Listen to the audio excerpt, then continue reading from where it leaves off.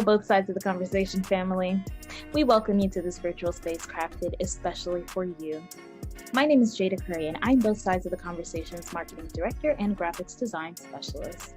I want to take some time to ground us all as a community into this space we are about to open up in, so let's go through our community standards. Both sides of the conversation is providing a safe and honest space for open conversation, so we ask that you all be respectful of that. We also ask that you be respectful of each panelist, host, and participant. We do encourage healthy debates and conversations. Don't personalize anything with anyone. This includes name-calling, bullying, trolling, or shaming. This will not be allowed or tolerated. Your perspective is yours. It is not a prescription. You do not have to agree, but show respect. These community standards apply to all of our live shows and any virtual spaces that we hold on social media, including YouTube, Facebook, Twitter, or Instagram. We want to make sure that we are caring for each other as a community. This is our priority in all of our endeavors as both sides of the conversation. With that being said, I hope you enjoyed today's show and continue to stay in touch with us via YouTube, Facebook, Twitter, Instagram, or all of them. All right, thank you for listening and see you soon.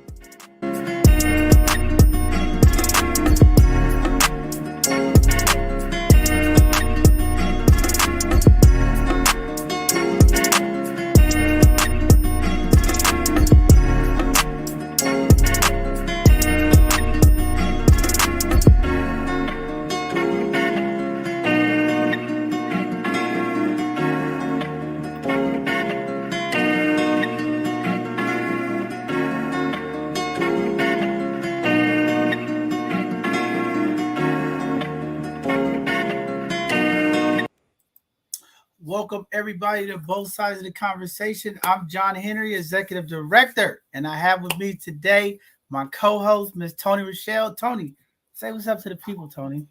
Happy Sunday, community. Those 49ers lost today. Oh, yay, something to celebrate. Today is Sunday, our youth show, my very favorite segment, because we get to hear the perspective of the youth. And as you know, the youth is our future. They are our future leaders. So I'm excited. So what's up, community? Wow, you had to take a shot at my Niners live on air. That's okay. Your Cowboys is going down tonight. We'll be watching, making sure they go down tonight. But community, that guy, you don't know the future. Great to be here in space today, community. This is our Sunday conversation. As you all know, every Sunday we have a Sunday conversation, and then we have a special Sunday conversation with our youth. As you all know, or might don't know, we're changing our programming hours for the winter months. We used to do our Sunday conversations at 2 p.m. We are now switching our times to 4:30 p.m. for our regular Sunday conversations, but our youth Sunday conversations will be happening at 4 o'clock. So that's why some folks are texting like, where y'all at? I don't see y'all on. There has been a programming change, and we're going to be streaming live at 4:30 p.m. for our normal Sunday conversations, and for our youth conversation, it'll be at 4 p.m. So that's why you guys see us with the late kickoff today as we push through these winter months. This weather here in the Bay Area is playing tricks on us all. We just went through a heat wave, and it's like raining and storming in some places. So we've been dealing with the crazy weather. But again, we are here today. We should have a great conversation with our youth, talking about growing up in a single family home or versus growing up in a two-parent home. So this should be a great conversation with some of our folks in community who like to hear what our youth feel. Some of our youth here have experienced both sides of that, living in a single-parent household and living in a two-parent household, and even some being split up. So it should be a great conversation. So I'm excited today. Before I get started, though, today is 9/11. So it's been a tough day for a lot of folks, and I just want to give a huge shout out to all of the first responders. And also, it's been a violent week in our city and across this Bay Area. So I just want to take a second here and give a moment of silence, not only to all of the folks from 9/11, just to all of the community folks have been impacted with the loss of loved ones and families over this past week. It's been a challenge. So with that being said, we're just going to take a quick moment of silence.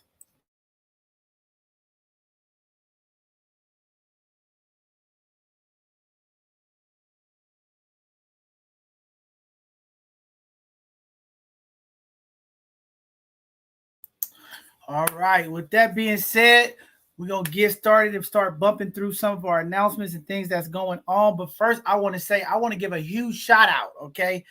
Last night was a very, very elegant event with the San Francisco Black Firefighters Association. They had their gala there. They were celebrating 50 years. I was just happy to see the amount of youth and young folks involved in the fire department and some of the programming that they're doing, the EMT schools. So I want to give a huge shout out to Attica Bowden. I want to give a huge shout out to all of the firemen and firewomen who put their vests on and put their life on the line every day for community. It was great to see a number of our political and community there, as well as some of our elected officials. We have Malia Cohen in there. She had a powerful speech. We had the new district attorney in there. A number of folks from our elected officials was there. So just want to give everybody a huge shout out. Great event, very successful event, and I'm just happy to be a part of it. And again, as they continue to bring equity to our city, we just got to keep working and fighting together. A lot of work to go, more things to do, but we want to continue to keep pushing forward because that's what we do as a community. Also, just want to say again to the families, there has been a number of violent events that have taken place in this community, not only impacted my family, but other families this weekend.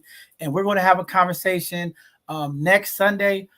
Talk about this violence in our community. We got some phenomenal folks that's coming on that's done violence prevention, victims of violence, and things of that nature. So we're going to have a great conversation next week. So I am looking forward to that. We are in a state of emergency in San Francisco in District 10. The number of gun violence, the number of violence in our community has increased, and it's going to have to be all of us taking a part in doing that. And then also want to give a huge shout out to our mayor, our board president, Shaman Walton, as they were part of the community cleanup this weekend as we continue those efforts here in San Francisco to keep our streets clean.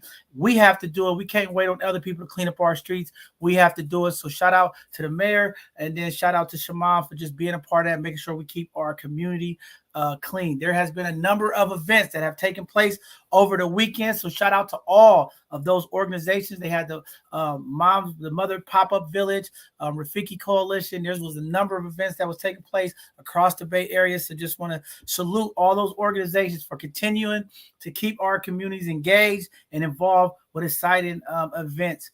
But with that being said, I'm going to get into the road announcements. And we start getting through our community events so we can get into today's show. Again, we're remembering all of the victims of 9/11. This was one of the worst events that have taken place in American history. This has marked the 21st year since September 11th, when those terror attacks have taken the lives of about 3,000 plus people. And when they crashed those planes into the World Trade Center. So, that was a tragic day in our country.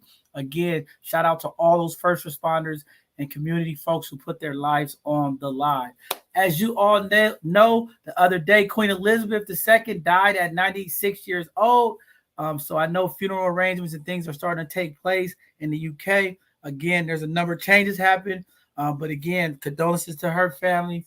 And again, we'll continue to push through information as it comes down. But I know they're going to have different services live on the news over the next week or so. So, we'll keep you guys updated on that information. Also, there was a 7.6 earthquake in New Papua Guinea. I guess I said that right. I must have messed that one up. But at least 3 people were dead. A lot of folks were impacted by this as infrastructures have failed. A lot of damages. That earthquake was felt across the Pacific country. So again, prayers and families out to those families who are impacted by that magnitude earthquake. And, our prayers to those families as well. New York has declared a disaster. The New York governor has declared a state disaster emergency after samples of the polio virus was discovered in the water wasteways. Very, very sad news to hear, as more and more water testing is going on in these cities and counties and states. And it's sad to keep finding different things in our waters that we turn on every day and we drink and use. So sad there. Also, the ongoing water crisis in Jackson, Mississippi, y'all, is still happening.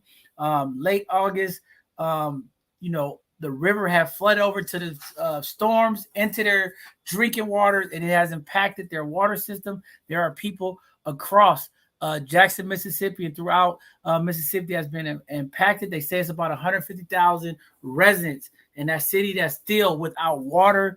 And it's just terrible that the times that we are in, we advanced country that we are, we still can't protect our waterways and things of that nature. So again, continue to pray for those families, for all you all who have water, who could go and turn on your water right now. Be thankful and be blessed and stay humble. We got 150,000 folks that have no water right now to their residents, and that's very tough. As you know, it has hit our communities hard in Mississippi. A lot of those affected are seniors, young children, and people who have special needs. So please keep those folks in your prayer, as that uh, water crisis is really impacting the Black community down there. So very terrible stuff. We'll keep you all up to date as more and more information come in. I know there's an effort to do certain techniques that they're going to try to help get that water there and make sure that it's safe. But again, they are days and days and days away from making that happen. So in the meantime, if you have family down there, check on them. And again, check your humility, folks. We got a lot of access to things that some folks just don't have right now. So we want to definitely make sure we uplift and highlight that. With that being said, I'm going to let Tony go ahead and go through our community events and let community know what's going on that we have on our event sheet. Hey, community, thank you for being here. So our community events, we have the 23rd Annual UCAN HBCU Historical Black College Recruitment Fair, which is Monday, September 12th from 4 p.m. to 7 p.m. in San Francisco City Hall. We have the link right here where you can get your RSVP on and know where the address is. And we also have the San Francisco African American Reparation Advisory Committee policy, Monday, September the 12th at 5:30. We also have the registration displayed on the screen for more information. And then we have our Bayview Safety Swim and Splash 8-week session starting this week of September 12th through November 4th. And we also have that address displayed on the screen for you. Groundbreaking events for the new Indian Basin Waterfront Park 900 ends Wednesday, September the 14th from 11 a.m. noon, Hunters Point Boulevard and Hutton Avenue. Educating the Black Child 2020-22 Professional Development Series, Wednesday, September the 14th. For more information, please visit the website that's displayed on the screen below. And then we have our Bayview Street Talk addressing historical transportation neglection, Wednesday, September the 14th and Friday, September the 16th from 5 p.m. to 6:30. JN Outreach at 4622 3rd Street in San Francisco, California. Make sure you RSVP. We have the link right here displayed on the screen for you.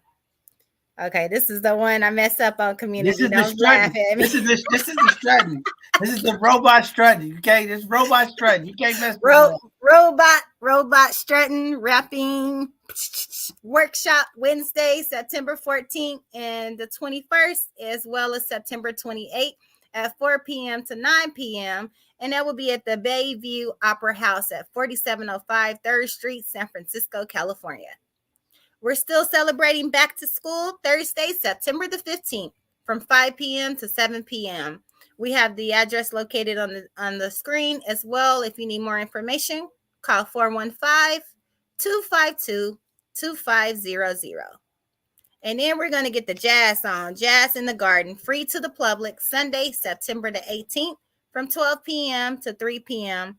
And that is at the Brotherhood Head Mini Park next to 319 Head Street in San Francisco, California.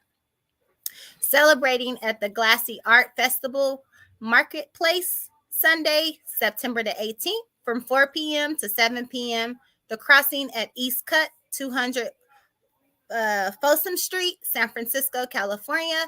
We also have the Eventbrite on the screen where you may be able to RSVP.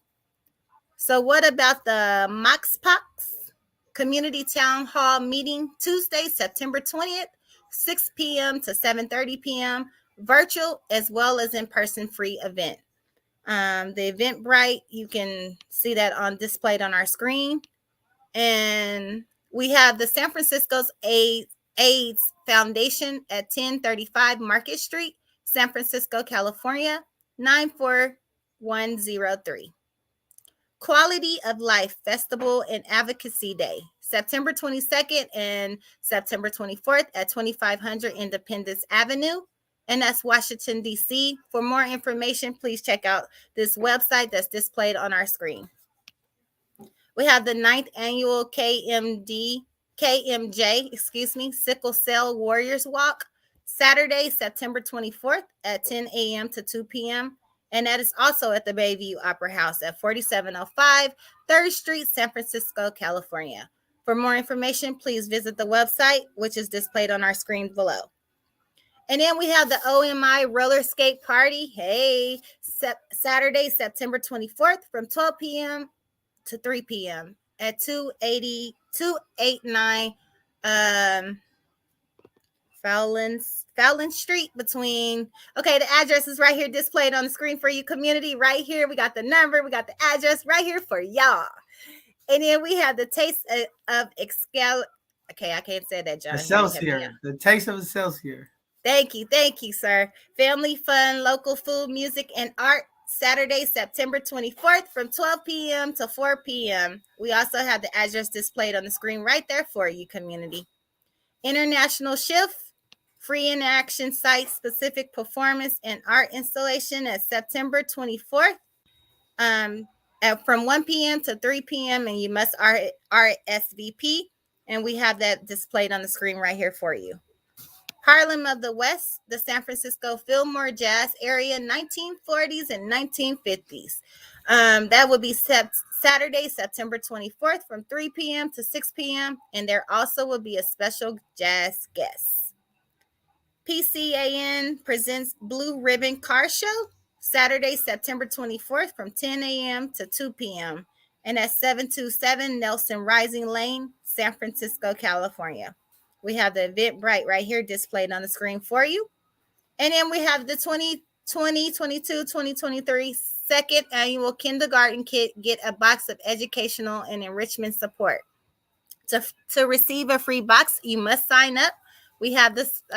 We have the link right here displayed on the screen for you. Or please call 415-859-5176 for questions.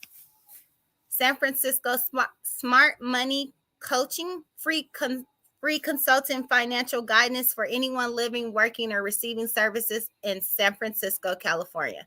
To schedule an appointment, please call 1-877-256-0073.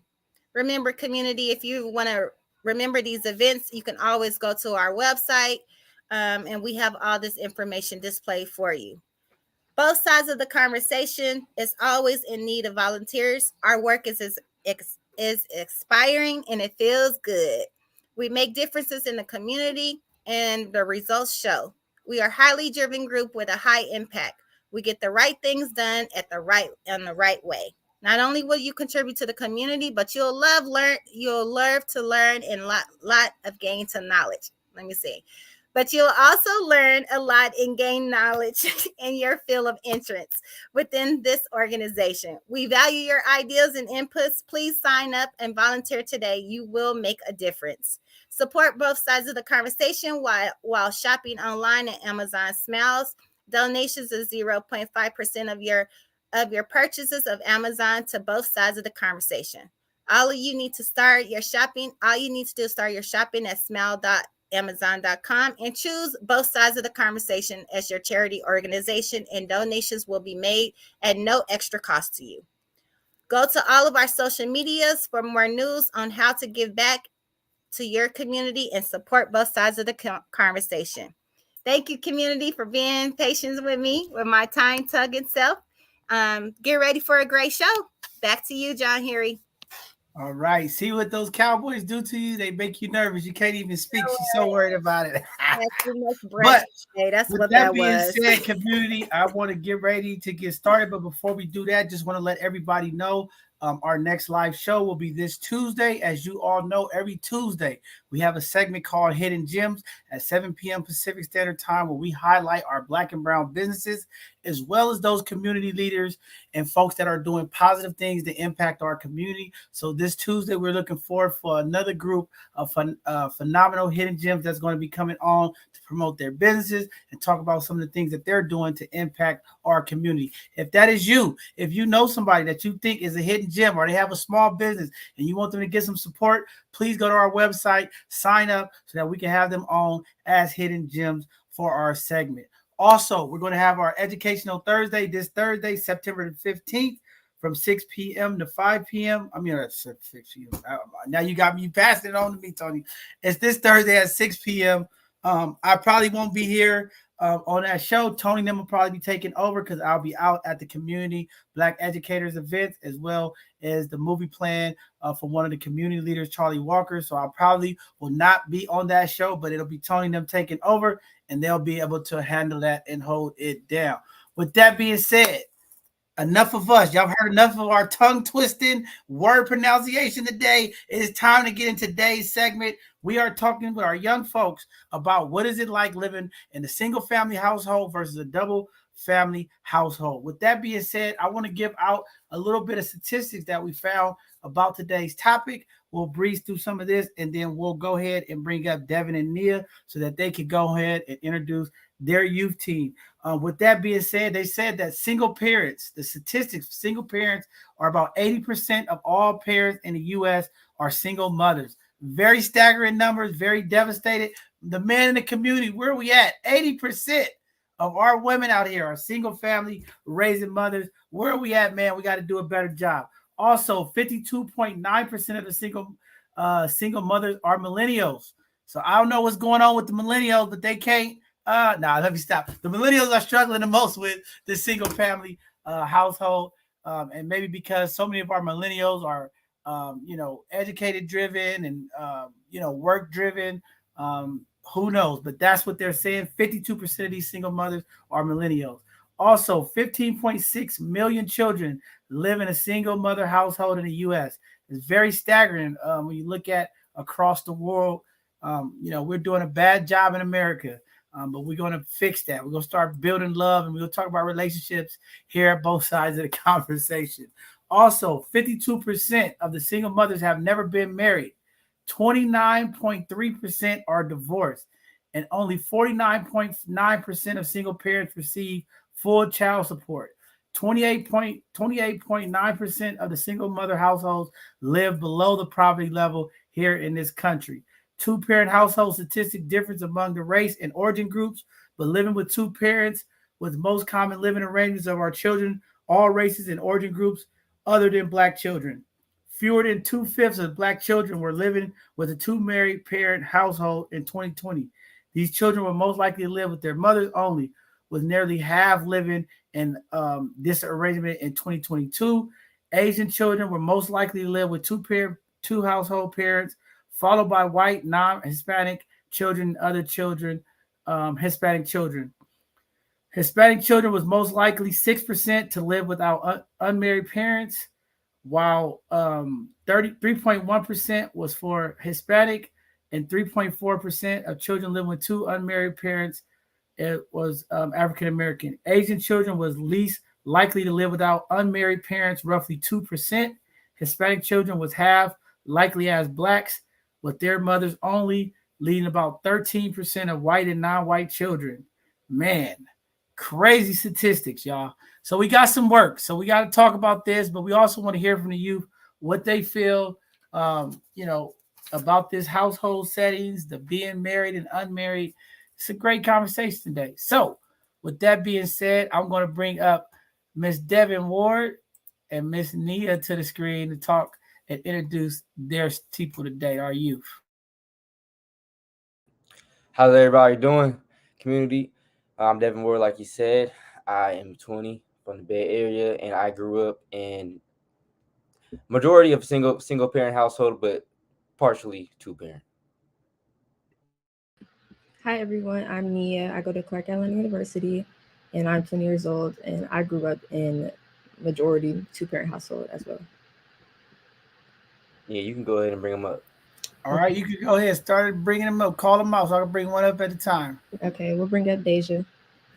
All right, Miss Deja from our youth team. Hey, Miss Deja. Hey, community. Hey, y'all. I'm Deja Ward. I'm 20, like Devin, and I go to Clark Atlanta University, big Clark Atlanta. Anyway, yeah, so just like Devin, we're twins. I grew up in a majority single parent household, but we did go to our father sometimes.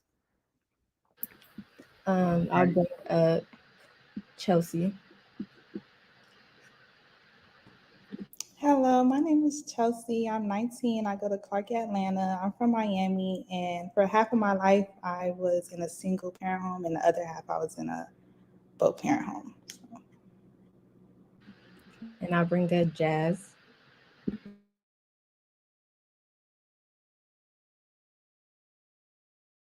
You gotta unmute yourself, Jazz. We can't hear nothing you said. She trying to represent before she unmute her mic. Gotta unmute your my mic. fault, y'all. My fault. My name is Jasmine, and I go to Clayton State. I'm from Atlanta, and I grew up in a partial 2-parent home. And I'll bring up Tashawn. Hello, y'all. My name is Tashawn Rose. I go to Clark Atlanta University as well. I'm 19 years old, and I'm from Raleigh, North Carolina. And I'll bring up Kayla. Hi, everyone. My name is Kayla Moore. I'm 20 years old. I currently go to Alabama State University. I'm from the Bay Area, and I grew up in a 2-parent household my entire life. So with that being said, let's get into the topic. We chose this. Oh, we got one more. forgot My boy Sally, I know you was back there. I know you was back there either. Sorry, Seth. Hey, it's all good. I'm Savion. I'm 20 years old. I'm from the Bay Area, and I grew up in a majority single-parent household as well. Like I was saying, we chose this topic today just because we felt like it's a big thing in our community, and especially the Black community. So we wanted to get into the ins and outs, the pros and the cons, the goods and the bads of living in a 2-parent or a single-parent household, because these are things that shape you from the youth perspective to have the perspective of who you are when you grow up. So, yeah, let's get into it. Let's see what we can talk about today. Devin, did Tony rub off on you too? Because now you both of y'all. Both of y'all done got me. Y'all infecting me. That's why Devin always has my back every time. Thanks, D. Thanks. Well, we're going to start today's conversation, y'all. We're going to do this popcorn style. Okay, we're going to just open it up to everybody to speak, but please mute your mics if you're not speaking so that we don't get any backfeed.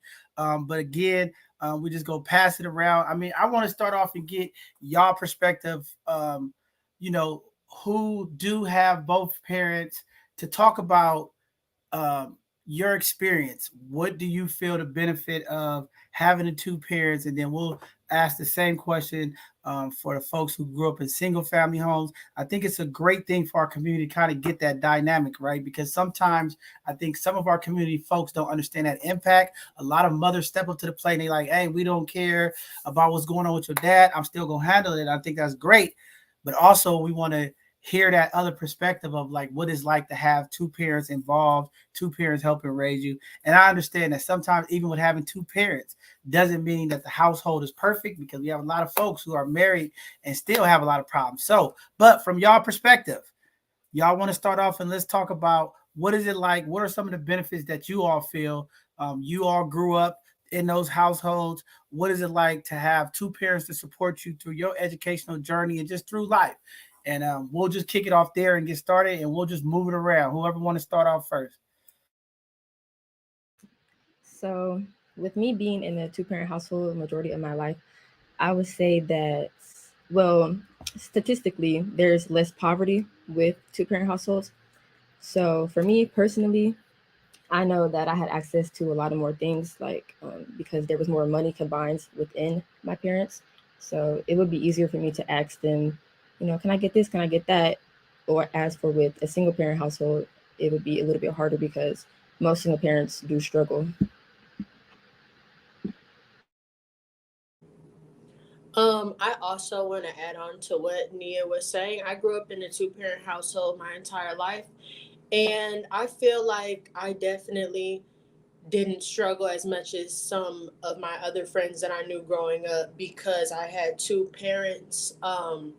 Obviously, no family is perfect, but I always felt supported, and I always just felt like there was no like lack anywhere in my life. Like I felt like my parents always worked their hardest together to provide for me, and then just also just be there for me. I never felt like one person like was doing more than the other. Like they both like worked hard together for me and my brother. Anybody else? I think we Who all. else had that? Who else had a two-parent household? Tashawn, didn't you? We're talking to the people who have partial ones too. Maybe you started off with two parents and then they divorced. You can speak too. There's no hit or miss here. We'll cover all of this. I thought we was going afterwards. We can Let's go get into it. afterwards. Is that everybody then? Did everybody get that? So I'm hearing. So what I'm getting from what y'all said first is that I keep hearing the monetary things. Been the main driving force. Well, at least Nia said you get to get all the access having two parents financially there. But I also like to get into the emotional support, or when you're involved in sports, or you're an athlete, being able to have one or two of those parents to come to support you. Because I think that's some of the disadvantages that a single parent have trying to provide for their household, right? That support, to see that role model of a male and a female in the house, and how that develops you as a young person, I think is very important too, that we could get into. But since everybody spoke about the two family household, let's go to the most common one, the single family household. So let's open that up to talk about what is it like growing up in a single family household. I can speak on that because I grew up in a single family household, so I know. But I'm gonna open up to you all. Y'all kick it off and tell me what's some of the perks about it and what's some of the struggles. I'll go ahead and go. Well, kind of like Kayla said and Nia said, I guess living in a single parent household, I wouldn't say that we had, in my household at least, we were lacking much because behind my mom was my family. And people really say like it takes a village to raise a child.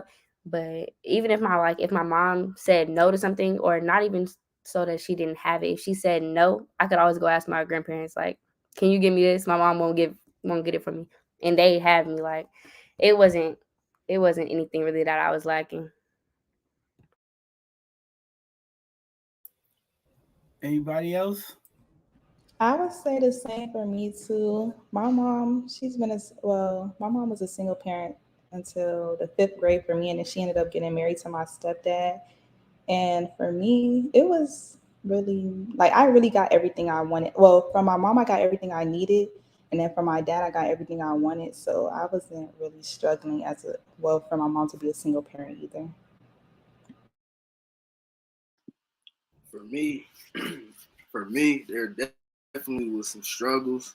Um, Being a single parent household, my mom, as far as she played like both roles for real. Like my dad role, there was an incident with my father, so my dad in my life, but just an incident back when I was younger. But my mom took on that role, and I just remember grinding out with my mom and stuff. We used to just DoorDash all day, all night, just getting money, and she just always get everything that I wanted, even though she didn't have it all the time. So yeah.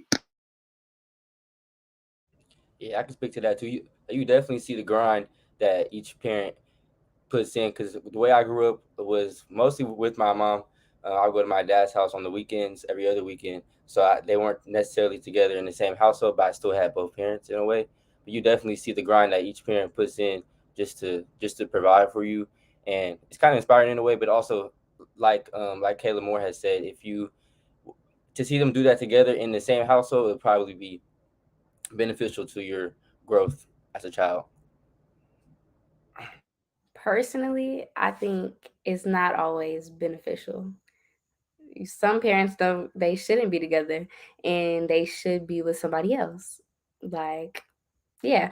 For example, our households, my dad and my stepmom, she's a super stepmom. Like she do everything. anything. Like I called her before I called my dad, so there was really no need like for my parents to be in the same household. I feel like it was more beneficial for me personally, separate. I could relate to that too because I feel like my parents are not compatible at all. So yeah, I could relate to that. Definitely, compatibility plays a big role. I agree. I'm not gonna lie. The last thing I said is still facts, but I definitely agree that some parents are better off co-parenting. But to raise that question is, how do y'all think uh, their relationships? How do y'all think that shaped you guys in your relationships today? I think we forgot about Jazz and Tashawn. Oh, my bad, my bad. I didn't mean to move on without y'all. Um, it felt like I grew up in a single parent household because my dad was in the military. He still is. I haven't seen him since January, but he was gone most of the time because he was deployed. So it felt like a single parent home because my mom took on both roles while he was away. And yeah. For me, I grew up in a two-parent household, but I grew up in a very like toxic environment because my parents weren't happy together. So it kind of shaped me into like kind of your question that you're gonna ask. It shaped me into like the relationships that I've seen because it's like it made me kind of not want to be in a relationship because I've seen so many toxic things throughout my parents' relationship. So yeah.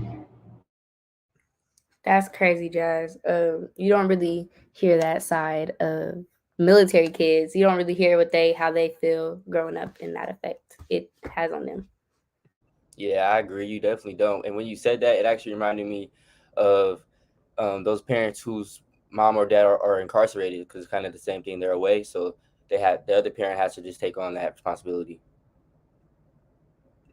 In I think January, it's crazy. The year almost over. Right, he come back in December, so you about to turn up.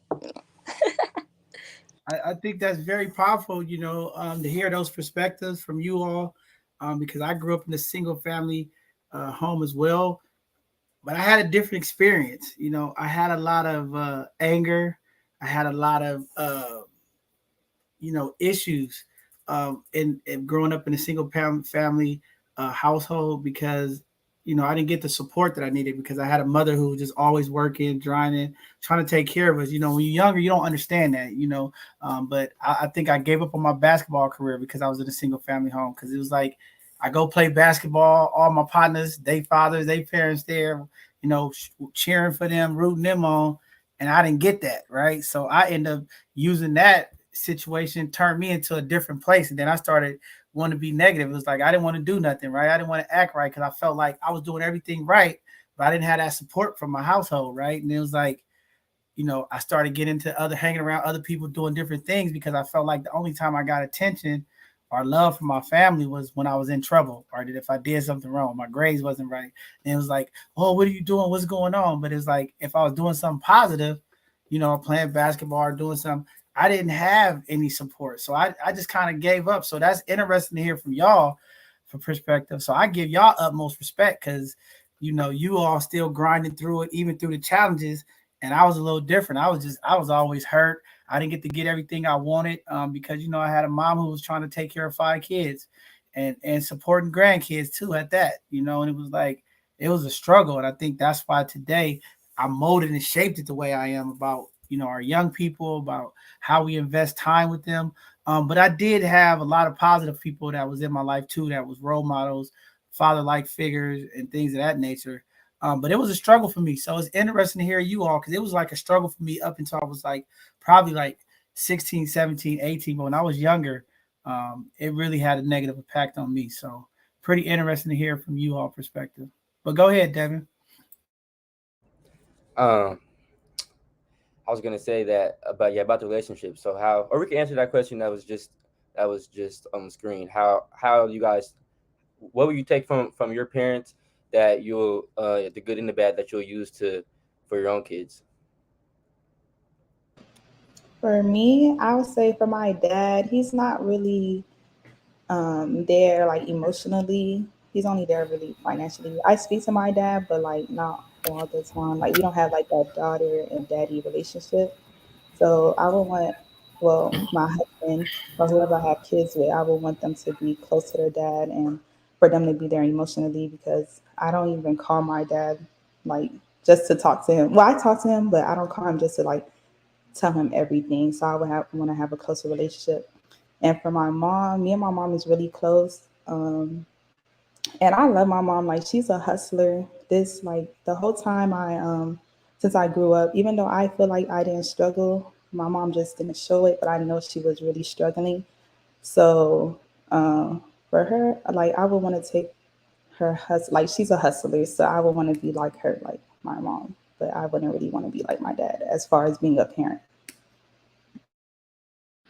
For me personally, I know that if or when my mom struggled, she would never show me. So she would always keep it hidden, or if she was going through something, she would keep it hidden. So I think I would do the same for my kids. I wouldn't want them to see me struggling, even though it could be beneficial for them in the future. Like they could learn those traits from me, but like I don't want them to see me sad, or down. I would keep that from them. It's a good question. I think I would take what have I learned? Okay. I would take like Chelsea said, how she doesn't like her dad's not there emotionally. I feel like my mom is there emotionally. Like we have a good bond. Like I could tell her anything. And that's probably because I really don't be caring like about I don't know. I don't care. So I really will say anything that's on my mind. But I would definitely be there for my child. I want them to feel comfortable coming to me with anything, and like I won't judge them. So I feel like yeah, my mom doesn't. Yeah, she doesn't judge me, and I didn't really get in. I got in trouble as a kid, but not like that.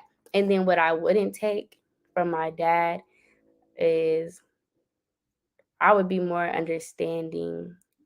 I would be more understanding and more um not empathetic, but yeah, I would have more not sympathy. I don't know how to say it, okay, but I would definitely be more emotional. Like he would treat me like one of the boys because I have two brothers, and I get in trouble all the time by my dad. But people say we're alike. Yeah, so I would definitely I don't know. I would hold my anger. Keep your anger to like a 2. His anger was on a 10, and he'd react before he'd ask, and I wouldn't do that. Yeah, I agree.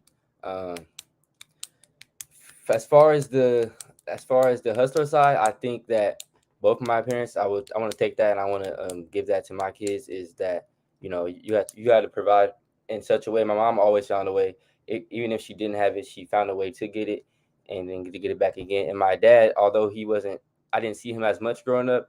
I know that he was also doing the same thing, trying to find a way to provide for us and himself. So that's one of the things I want to take from them. But as far as like the emotional side, I agree. I think I don't want to get angry as quick. And I also think that part of that has things to do with like the way that they grew up, the way my parents grew up with their mother and father. I think some of those things are like the generational. And then I wouldn't want to take. I'm trying to say I wouldn't want to take the anger and force that onto my kids. I would want to be more understanding and yeah, I'm trying to get my thoughts together, but yeah, y'all get what I'm trying to say. So You go ahead. oh, I'll go after you. okay. So I feel like one positive I would take from my parents' parenting, like I said earlier, I feel like I never lacked in my life, like ever. Like my parents always made a way, and that's something that I want to be able to do for my children. Like my parents also, um, they kind of like always had me in church too, and I feel like that's something that's part of the reason why I act the way I act right now because of my foundation in church. And obviously, like no family's perfect. I kind of grew up in a more strict household too, so there were some things that I didn't really like in high school, me not being able to do certain things. So I probably won't do that with my own children. But getting back to just never lacking, like I want to be able to parent like that for my children, because I feel like, number one, like my parents was always there, they was always supportive, and like whether it was like me or my brother's basketball games, I cheered, he played basketball, they were always there. Like it didn't matter what the situation was, even if they couldn't both show up, one parent was showing up. And you know what I mean? So that's just something that I want to carry on to when I become a mother and I can parent my children.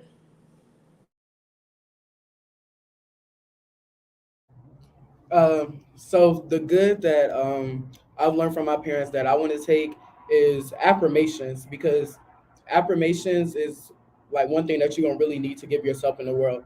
My mom, she taught me growing up because I was a very chubby kid, so I knew like, well, she taught me that like you're not gonna be getting that kind of love from people. So it was like every day I had to give myself love. I had to give myself affirmations. Look in my mirror, look in the mirror every day, and like make myself feel good. And that's something I definitely want to pass on to my kids, because it's like, in the world, people are going to tear you down constantly, especially with the internet. So it's like, make sure you're giving yourself affirmations, making sure you're making yourself feel good. That's definitely something I want to get from my parents to give to my children. And then the bad, I just want to say like, I just feel like as parents, your first reaction shouldn't be to physically hit your children. Yes, I feel like some kids do benefit well from that, but for me, how I'm gonna do with my kids, I'm not. That's not gonna be my first reaction. My first reaction is gonna be to learn how my kids are and then react accordingly. Because some kids really just need a strong talking to. Because that's exactly what I needed. I just needed a strong talking to. You tell me you're disappointed in me, and I'm good. Like I'm gonna work 10 times harder to make sure you're not disappointed in me ever again. Definitely. Now these kids today, I think they need a spanking. These kids is out of control. I didn't believe in spanking my daughter growing up. I think I only had to spank my daughter like 2 times, and that was enough. She got it. But some of these kids today, I'm gonna just tell you, since they stopped all this spanking. Now, don't get me wrong. I'm not saying beat your kids. I'm not about that. But I think some of the discipline that we've taken away from our community is why these kids is out here shooting and going crazy. And I think you know, it's something that we have to bring in. But definitely, I think talking to a kid, being able to have that reason of logic without having to spank a kid, I think is very important. But I do think some of these kids today, they need a spanking. I deal with them all the time, and I'm like, you need your butt whoop, man. You need your butt whoop. That's all you need is a good whooping, and you'll be all right. But we go pass it around, and thanks to Sean for expressing that. I like that affirmations. I'm dealing with that right now. Everybody call me fat. I'm trying to get this fat off me, and I deal with it every day. So I got to go in there and say, I'm gonna get it off. I'm gonna go work out today. But I appreciate that. That's very powerful. Definitely affirmations help us all when we're going through things. It's always good to hear something positive from community folks. Devin, you want to go to the next question, or you want to go ahead? I Jazz got didn't some real quick. Jazz didn't get the chance to Oh, go oh, yet. oh, oh. We forgot about Savion again. Savion about to get us, man. Man, man, y'all coming for me today. Nah, but one thing I took from my mom is that grind. Once again, just that grind. I just remember grinding with her, and and she just make sure I didn't want for nothing, even though she didn't have it. And that's something that I feel like I could take from her, because that's just my main thing, grinding. That's like my favorite word I like to use nowadays. Just a thing I like to do. And also, as far as support wise, I can't even think. My mom haven't never missed none of my football games, and I was playing since I was like 8 years old. So that's also another thing, just that support, just being there, emotionally, everything, everywhere. The thing I I would take from my parents is they never forced us to do anything. We signed up what we wanted to do. I'm like, hey, I got basketball dues this Friday. They'll just send the money, send the check. I mean, it ain't nothing. I would say, okay, bringing it back to the whoopings. Now, I agree with you, John. Okay, some kids do be needing a whooping. I do say that. But then again, like, I feel like parents don't think about the impact that leaves on their child, like how they feel about them afterwards or growing up, like always getting a whooping. It kind of creates a wall, kind of, fake way. Yeah, that Yeah. was exactly where I wanted to take the conversation, was to the whipping, because that's a whole other thing, honestly. I do agree with John that I feel like there's an age range for whoopings. It's like until maybe like 10, 11 is like the top of the top. There's no reason you should still be getting whooped at 14, 16. And parents, they'd be like, I brought you in the world, I'll take you out, I'll whoop you at any age. You know how parents get. But I just Man. don't think that that's always effective. And then I also know that I have other friends that have not been whooped and they are just as fine. So I think it's about also knowing your child and also talking to them and seeing what works best for them. No, I agree with. Definitely. Oh, go ahead. So, yeah. Man, you still coming for me, John? Nah, just playing. But as far as the whooping part, I don't feel like it probably worked for every kid. Like he said, like Devin just said, you gotta know your child. Like for me, whooping me wouldn't work.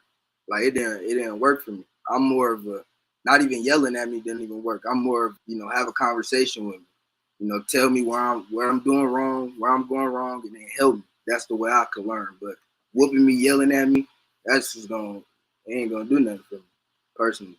And that's probably what the new generation is, as well.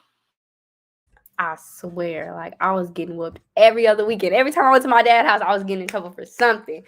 It never worked. Like what? I'm still finna, at the end of the day, I might be a little bit more quiet with my comments, but I'm still comment back and I'm gonna still keep doing this. And now I'm just thinking after my whooping, I'm thinking like I can't wait to get about this house. I can't wait to go back to my mom's house.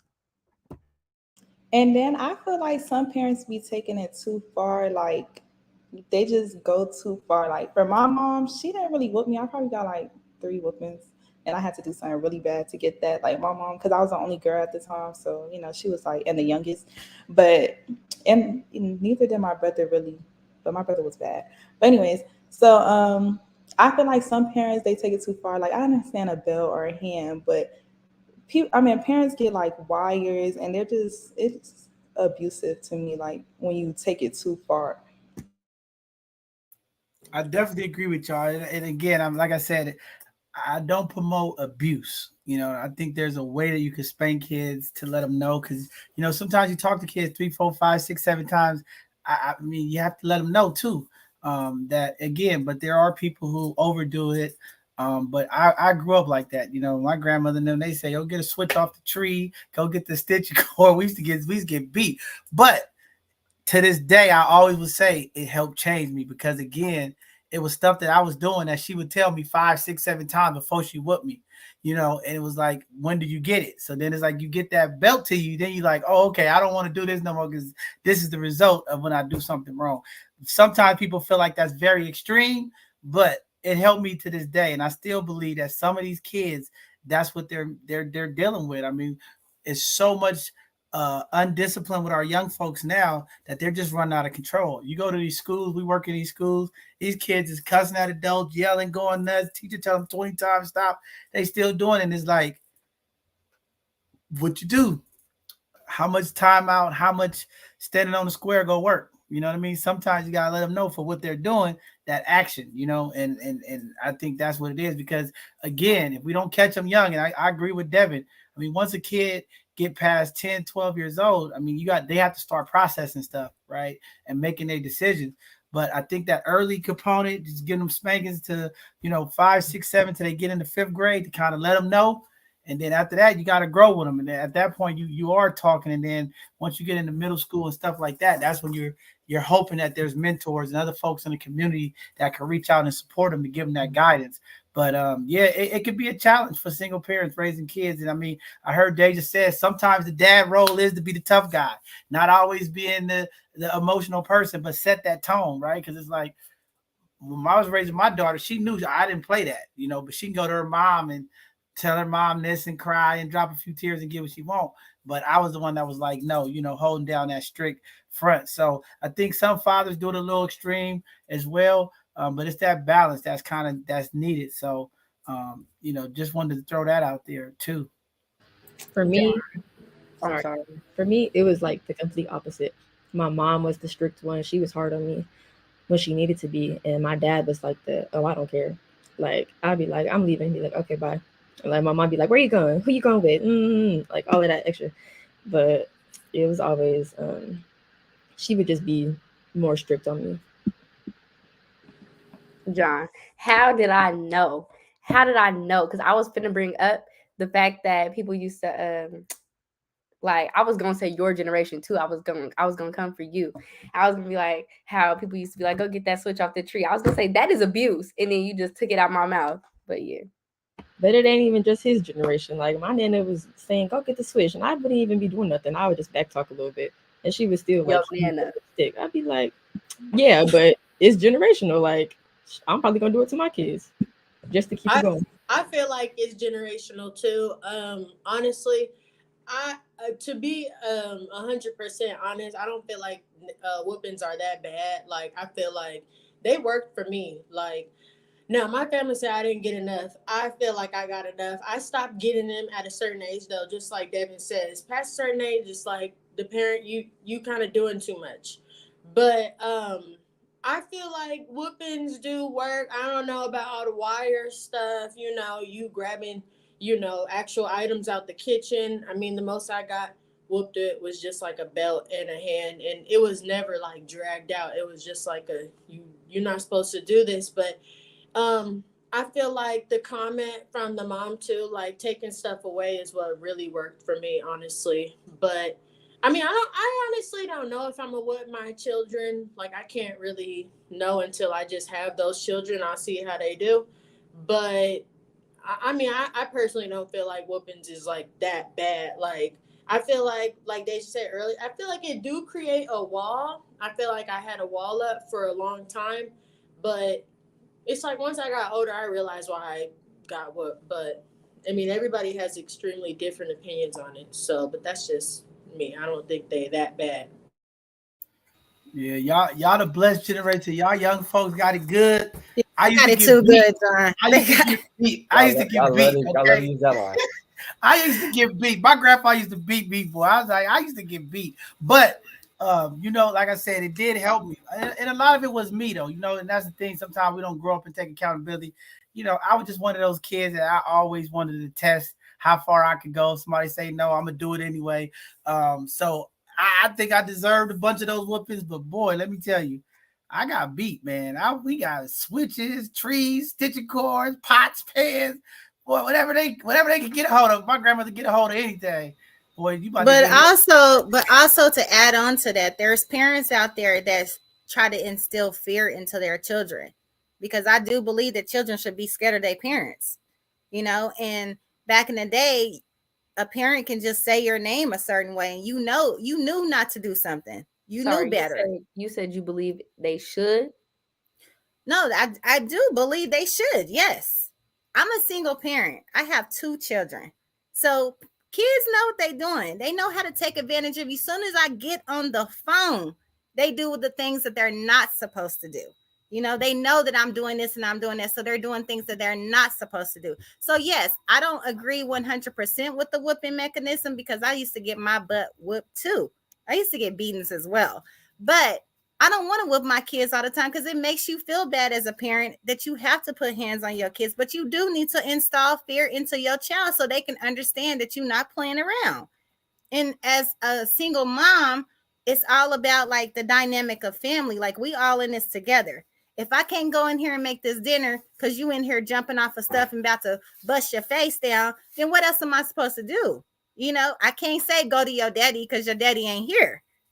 So it's certain mechanisms that parents have to take besides whooping. But yes, you have to install fear into your child, because when you go out there in that world, it ain't gonna be all peaches and creams, as we all know. I grew up in foster care personally, so I didn't grow up in a house with my parents, period. So really, it was always like I was raising myself anyway. But the disciplines that I did get when I was in foster care was like stuff being taken away from me. My feelings would be hurt. So like you yell at me, I'm gonna cry. I'm gonna cry anyway. So just like taking things away from me, or like Savion said, like just having a conversation with me, making me understand what I did wrong. You best to believe I'm not gonna do it again, because I don't want you to be mad at me. You know, um, this conversation's heavy, y'all. was heavy. Now, Tony, I wanna now, ask Tony, you in that age group, did you get whooped by your teachers? Because was I the last one? Yes, and oh yeah, thank you for bringing that up. So back when I grew up, before I even got home, the neighbor knew that I got in trouble. Okay, the principal, the teacher, everybody was allowed to discipline me. So Deja, I think you said it earlier, it takes a village to raise children, and it does, because that parent is off working, and then here you are, you didn't got in trouble. You think you about to go home and go outside and play? Because by around that time, we wasn't in the house on electronics and stuff. We was outside playing until the lights went out or until your parent came home and ready for dinner. So it took the whole neighborhood to know, oh yeah, she'll be coming in soon. And instead of you thinking you supposed to go outside and play, you about to go sit at Miss Johnson's table and read the dictionary. You know, it was stuff like that. So it's so completely different. I can't send the kids outside all the time now because, first of all, we live in California and we don't have backyards and front yards and things like that. And then because of the violence, and then all they are tainted to is the electronics, and they are obsessed with electronics. So I have to grab it and take it away from them. But yeah, back in the day and now it's completely different. And I truly believe in the whooping mechanism, but I also agree with, you know, certain kids need certain things as far as like a conversation or things taken away. Yeah, this generation of kids never know that. I remember getting the ruler. Boy, my teacher popped me so many times. I wish I was really getting hit by the teacher. Oh, God. Oh, That was a thing for real. Man, nah, it's no joke. When I tell people that, I tell the kids that they think I'm lying. I'm like, nah, man. Back in the day, you get that the principal, take your principal off. You would get a whooping with a ruler, or they would have these little wood things. They would spank your hands, put your hands out, and they would smack your hands. And then after that, they tell your parents. I'm gonna tell you. Then your parents come up there because they embarrassed that they got a phone call from the school, and they go whoop you. Then you go come on and get another whooping. It was bad, man. Y'all got it good. Y'all be yelling at the teachers. And I hated the embarrassment. I hated the embarrassment because like Kayla said, she went to church all the time. I went to church too. So like, why everybody got to know I got in trouble? The neighbor got to know, the principal got to know, the people at church, the aunties, uncles. So then by that time, you hella embarrassed. Like, dang, everybody think I'm a bad kid, so I gotta get it together. That is so crazy because that would not slide today, like at all. Like they would have recorded it first of all, posted it on social media. They would have been fired. The school district would have knew about it, like everything. But see, that's the problem though. So y'all get no discipline. So what happens is y'all do all these mechanisms to remove these people, but you all are not getting that proper guidance installed in you. And I'm not saying all teachers are great, but that's just how it was when we came up. And like Tony said, that was that fear. Like I was afraid to go to the principal office. I knew I was getting spanking, right? But now it's like these kids today, they don't care about the principal, the teacher. They fighting the teachers. They fighting the principals. Yeah, and they messed around and get their head blown off too. Yeah, you know what I'm saying? Because you did something to me. Oh, you looked at me or whatever. I'm gonna bring a gun to school and shoot you. You know, like as kids need to respect adults, and when parents are not around, the teacher is the adult, the principal is the adult, the preacher is the adult, the neighbor is the adult. But we don't have that type of respect. I remember when I was taking like the BART all the time when I didn't have a car, you know, and back in the day, you seen an elderly person, you got up and you gave them that seat. You see a pregnant woman, you opened that door. We don't have that type of respect no more. Kids talk all kind of languages and, you know, cussing and all kind of stuff in front. There was none of that back in the day. You couldn't do that.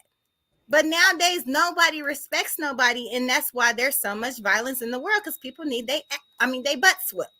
I think that's part of the problem is that adults think that you can't, that a kid just you have to give respect as well. Is what I'm trying to say. Basically, Hello. You can't, like, that's part. And then because you're not giving respect, you just resort back to violence. That's part of the problem. Why there is violence. Respect goes both ways, from a kid to a parent. I understand the elderly. I understand, like, you know, it's still a level to it, but you can't just demand respect and don't give out no respect as a kid or not. Because kids take note of that as well. So I think that's part of the issue today as well. But I think Devin, it's a fine line, right? Because I believe that young people, I always tell parents that I work with a number of families, and I always say that the kids, yes, teenage kids should have their voices heard and respected. right? But I think as young people, you all need to understand that your parents make the final decision. That's where y'all get it messed up, right? Y'all want us to respect you. We respect you. We listen to you. We validate what you say. And then we say at the end of the day, the decision is no, then y'all go left. That's where the problem is. That's where the young people need to understand that your parents still get the final decision, right? So I'm going to let you, like my daughter always had an open door. You could come tell me anything. We could talk about it. We can have a discussion, right? I'm going to listen to you. I'm going to validate what you're saying. But at the end of the day, I make the final decision. As a young person, that's when you have to know, okay, I said what I said, they hear me, but this is the final decision, and then I have to move in that regard.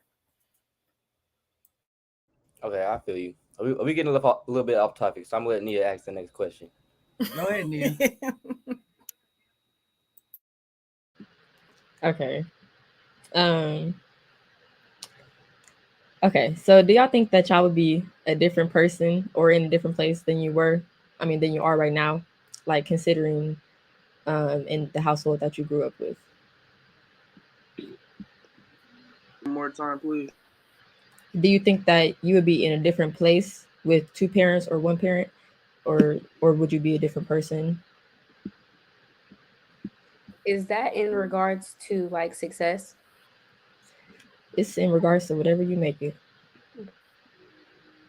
Me personally, I feel like yeah, definitely. Because if my dad was all the way around, I honestly grew up lacking like certain type of like a male figure for real. So I had my mom, she did her best, but at the end of the day, she's a woman. So I had to really grow up. And then once I start, meeting friends and hanging around at their house with their dads and stuff, I was learning little stuff like that. So yeah. I think that goes to the question up there, Devin and Savion and Tashawn. Can a mother raise a man to be a man? Y'all answer that question. I mean, Uh, I'm a man now. You feel me? My mom did it, so definitely. I feel like they can do it to a certain extent. Just as you're about to get into, like you lack that masculine, that male figure in the house. Like it was little stuff growing up that I can recall. Like I grew up basically around pretty much my twin sister, my mom, my grandma, and my grandpa who was there, but he worked and then he moved for like 2 years or so. So I was pretty much the only male in the house. And it was little stuff like I'd be walking around like this, how women do, and my mom and my grandma was like, "Don't do that." So it's just like it's little things that I think that a woman can do. But at the end of the day, growing up, you do need a man in the house and a man to show you how a man lives in the world. Facts, and we're gonna get into that. But go, Tayshawn. Yeah, I pretty much agree with what Devin said. Pretty much, yeah, because it's like it's a lot that a woman can teach you, but at the end of the day, you do need that male figure to pretty much help you with. There's certain things that a man needs to help you with. So I feel like it's very important for a single mother if they can, which it not all the time you can, but just to find somebody who can help you in that way to provide a positive outlook for being a man. Now I'm finna start a whole bunch of mess here. I see all these people in the community, all these women on here talk about a woman can't do it. Let me set the record straight. Yes, a woman can teach a man certain things, but when it comes to being a man, no, a woman can't do it. Okay, I don't need all these women here about to come for me. I don't care. Okay, I'm gonna tell you from a man perspective. Okay, you cannot teach a man how to be a man. You could give him tools. You could give him an idea and an understanding of what it looks like. But for a young man to get what it takes to be a man in this world, he needs a man to do it. Whether it's his father, whether it's a mentor or somebody, an uncle or uncle or somebody. But I get it from the statistics. 85% of our families are affected and impacted by single families. But you cannot teach a man to be a man. Okay. So when these women say that, yes, we watch single women raise their kids, get them through high school and all that. I'm not saying that they can't do that part. But the reason we have a lot of issues today is because our young men in our community are not getting male figures, role model fathers to instill how to be a man in their life. Okay, so this is why we deal with so much of the stuff that we deal with, and I hear women talk about it in relationships and everything, right? Oh, these dudes are so this and that. Well, because most of these dudes have been raised by women, so they don't understand how to lead, how to walk like a man, the thing that we have to do as men to provide, protect, right? So when you don't get that, you get what I'm saying? It holds you back, your growth. And that's why we're dealing with a lot of these young folks right now with this gun violence and the violence that's going on in our community. Okay, now they got the dreadlocks. I go up to the jail, talk to the kids. They sitting there talking on the phone, twisting their hair because they watched that from their mother. So what happened is women raise these young men and they pick up things that women do because this is all they see. We got more dudes now gossiping, pillow talking, because that's what they see their mamas doing, right? And then the women in the community that are single parents, they don't want to let other men teach them and raise them. So then they got combated against the mentors. So now you got to fight that, right? But I think that's a big problem in our community. But again, yes, a woman from the time a young man is born, get him through high school, teach him a lot of things. I agree with you. I'm not saying that. There's a phenomenal amount of women out there who really broker those young folks into amazing men. But at the end of the day, okay, most of those brothers who are single brothers, household, they're missing a few things, and it reflects in their relationship. It reflects in life. It reflects how they deal with other men. You get what I'm saying? And it's just the truth. I'm just keeping it real. That's what it is. They could come from me, but that's just what it is. Even I struggle with it because I was raised, by a single mother, right? So it was a lot of things I didn't learn until I got older around other mentor men. I was like, oh, I can't do this because that's not what men do. You get what I'm saying? But again, if you're a woman raising a young man in your household, you have to understand subconsciously what he's seeing and hearing. Okay. He's processing what he sees every day. So this is why we have some of this disconnect in our community when we talk about a single household versus a two-parent household, because you do get that structure. You understand how a man moves. You understand some of the things if you see it, but if you don't see it, that's kind of the struggles that we deal with in our community. I agree, and also I think it's vice. You can go ahead, but I think it's vice versa too. A man can't teach his daughter how to be a woman. It's just, but I digress. Go ahead, Savion. Well, yeah, definitely. I agree with you, John. I ain't gonna lie. I definitely agree with you right there. Because I mean, my mom did it. She definitely did it. But it was things that I had to branch off and learn myself, like going out and grooming myself. And I didn't have a man in the household teaching me like, okay, this is how you do it.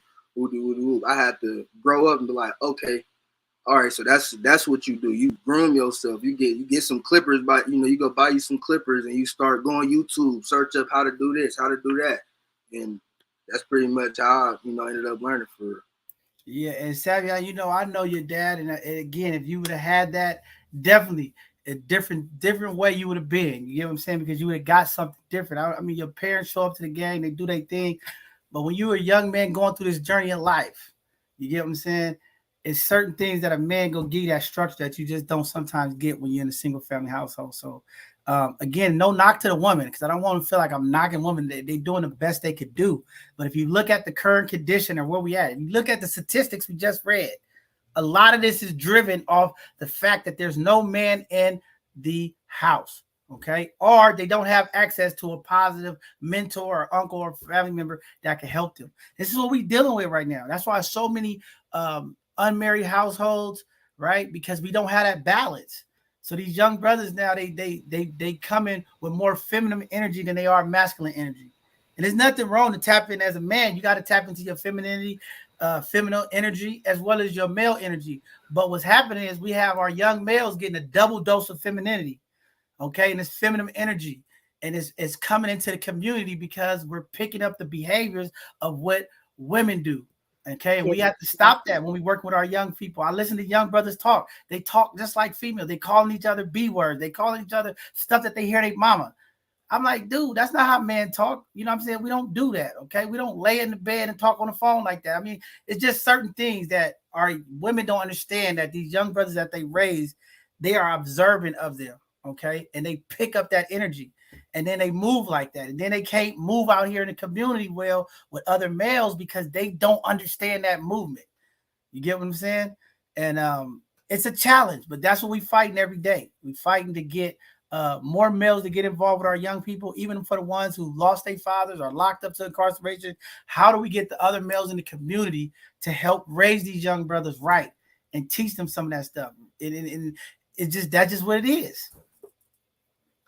I also wanted to add that my mom, always had a mentor for my brother, even though like my dad wasn't in the home. So I feel like that plays a big role. Like I feel like everybody should get their sons a mentor because my brother had multiple mentors that he talked to or just hung out with, played video games with, all of that. So and he had a lot of homeboys that he was around a lot of boys. So he's not just around girls because it was just me and my mom and then my brother who's 23. So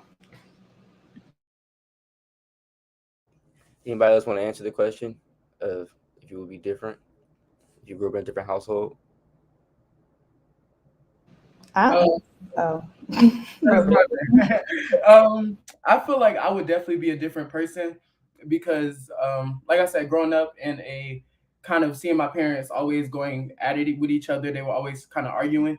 So it's like I feel like I would definitely think differently because at the point I'm in now about relationships, it don't sound like moves to me. Like it don't sound like I feel like at one point, I mean, I feel like I'm gonna be there one day, but just right now, I just feel like that's doesn't sound cool to me because it's like I experienced so much growing up, seeing how they were like so argumentative with each other. So I feel like if they would have separated way earlier, that's why I'm big on like I feel like parents, if you're not happy, go ahead and separate because your kids will see that and they will develop that, and that's how they'll start moving towards their life. So I definitely feel like I would have been a different person if they would have split up way earlier than they did. Man, I appreciate you saying that because I think our community needs to hear that. There are young folks who feel like they in these households and they know the situation not right and it's better for them. You know, it takes you to be a little bit younger and mature. You know, when you're younger, you just like, it's just like where my dad at. You know what I mean? You don't know. So I definitely agree with you. When you get to that certain age, young man, 12 years old, 10, 11, 12 years old, you start knowing, right? And if you in a house where it's arguing, fighting all the time, it's like, this is not good for me. You know what I'm saying? But I think when it's younger, I mean, when we start talking about the younger generation of kids, those 5, 6, 7, 8, 9 critical stages, they might not too much worry about what's going on with the toxic part of the relationship, but they just like, I got both my parents in the same house. You know what I mean? I wanted to ask another question. So, do y'all think? I'm sorry, with the question. Okay, do y'all think being raised by a single parent, you think there are benefits to it?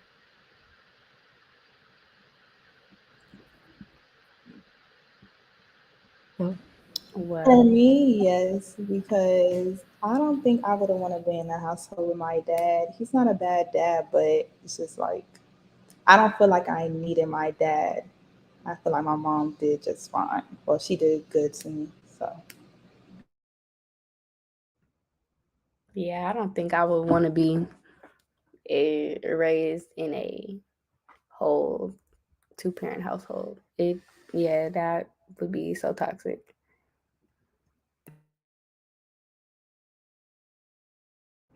I kind of agree. He, what's the question one more time? Do you think there are benefits being raised in a Uh, single parent household? yeah, a little small benefit is that you get like two Christmases, you get two birthdays, you get you get double Thanksgiving. You get to go to both sides. Yeah, I think I like that. My family has grown to like some. Well, I don't even know most of my dad's family, but because of my stepmom, all her family is my family. So my family has grown too in that way. So yeah, I think there is some benefits there. I I think definitely y'all agree. just like the material benefits. I'm getting the material benefit part. You get the double Christmas, double holiday, triple money. I said my family has grown too. No, actually, I'm a piggyback off Devin. Besides the material stuff, definitely how he said like our stepmom's family is our family, and that played a big part too because we don't know our dad's family for real. Like besides his mom or his grandparents, that's basically all we know. But every event we go to that's not on our mom's side, and then also our mom's side is like all old people. Not really all, we don't really have anybody that's our age. We're the oldest of the grandkids, and then everybody else is like 15 and younger. So going with our stepmom, I feel like that gives, well, this goes into Princess's question as well about blended or a step parent family. So I feel like it gives you more than what two parents can provide. If they remarry, it gives you four. and then their family becomes your family. So my mom's fiance, his family love being around them. They like doing stuff. They like doing different stuff. It's a different environment than what my dad can give. They give Ivy League, Black successful people, and then my dad gives successful hood, like. But it's like, I don't know, it's just different. But being around my stepmom's family, they're all our age or a little bit older. We're not the oldest. We don't have to come up with stuff. They like doing like cousin days and cousin sleepovers. They like doing all of that, and we could all kick it and go to the club together.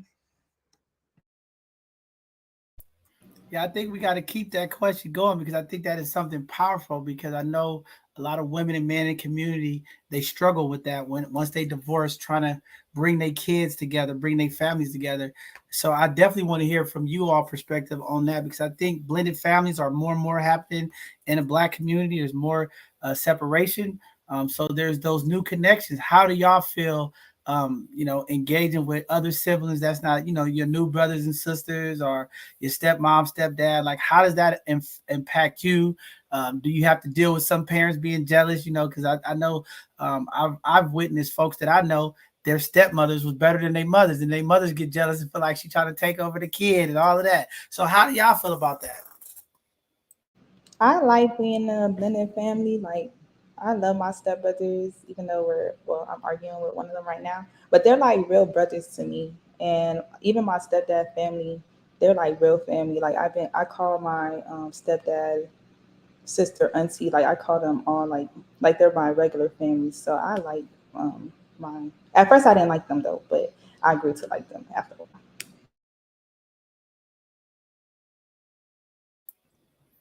Yeah. Jazz, what you want to say, Jazz? Come on, Jazz. I don't know. Having a blended family, I sit on my dad's side. Now I have an auntie that's 17 years old. Like, that's weird to me. And I'm 21. Like what's going on for real? But my mom's side, I got an uncle that married to this my aunt, whatever. That's we call Aunt Jenny. Uh, they've been together for a while. Both of the kids out the house now, so they doing their own thing now. That's what's up. Savion. With me,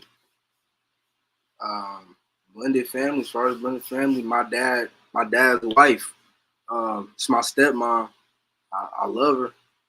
At first, when I first had came around, she already had a daughter and stuff, and I felt like my dad was like doing more for them because he was he was living with the daughter. He was doing more for them than for me. So at first I was feeling some type of way, but stepmom took me in as family. I call her mom when I'm over there as well. So yeah, I mean it's pretty cool for her. It's not that bad. Ooh, Sav. Now I feel like that's your mama right there who said now it's only one mama. So Hey, I already know it is, but she already know what it is, man.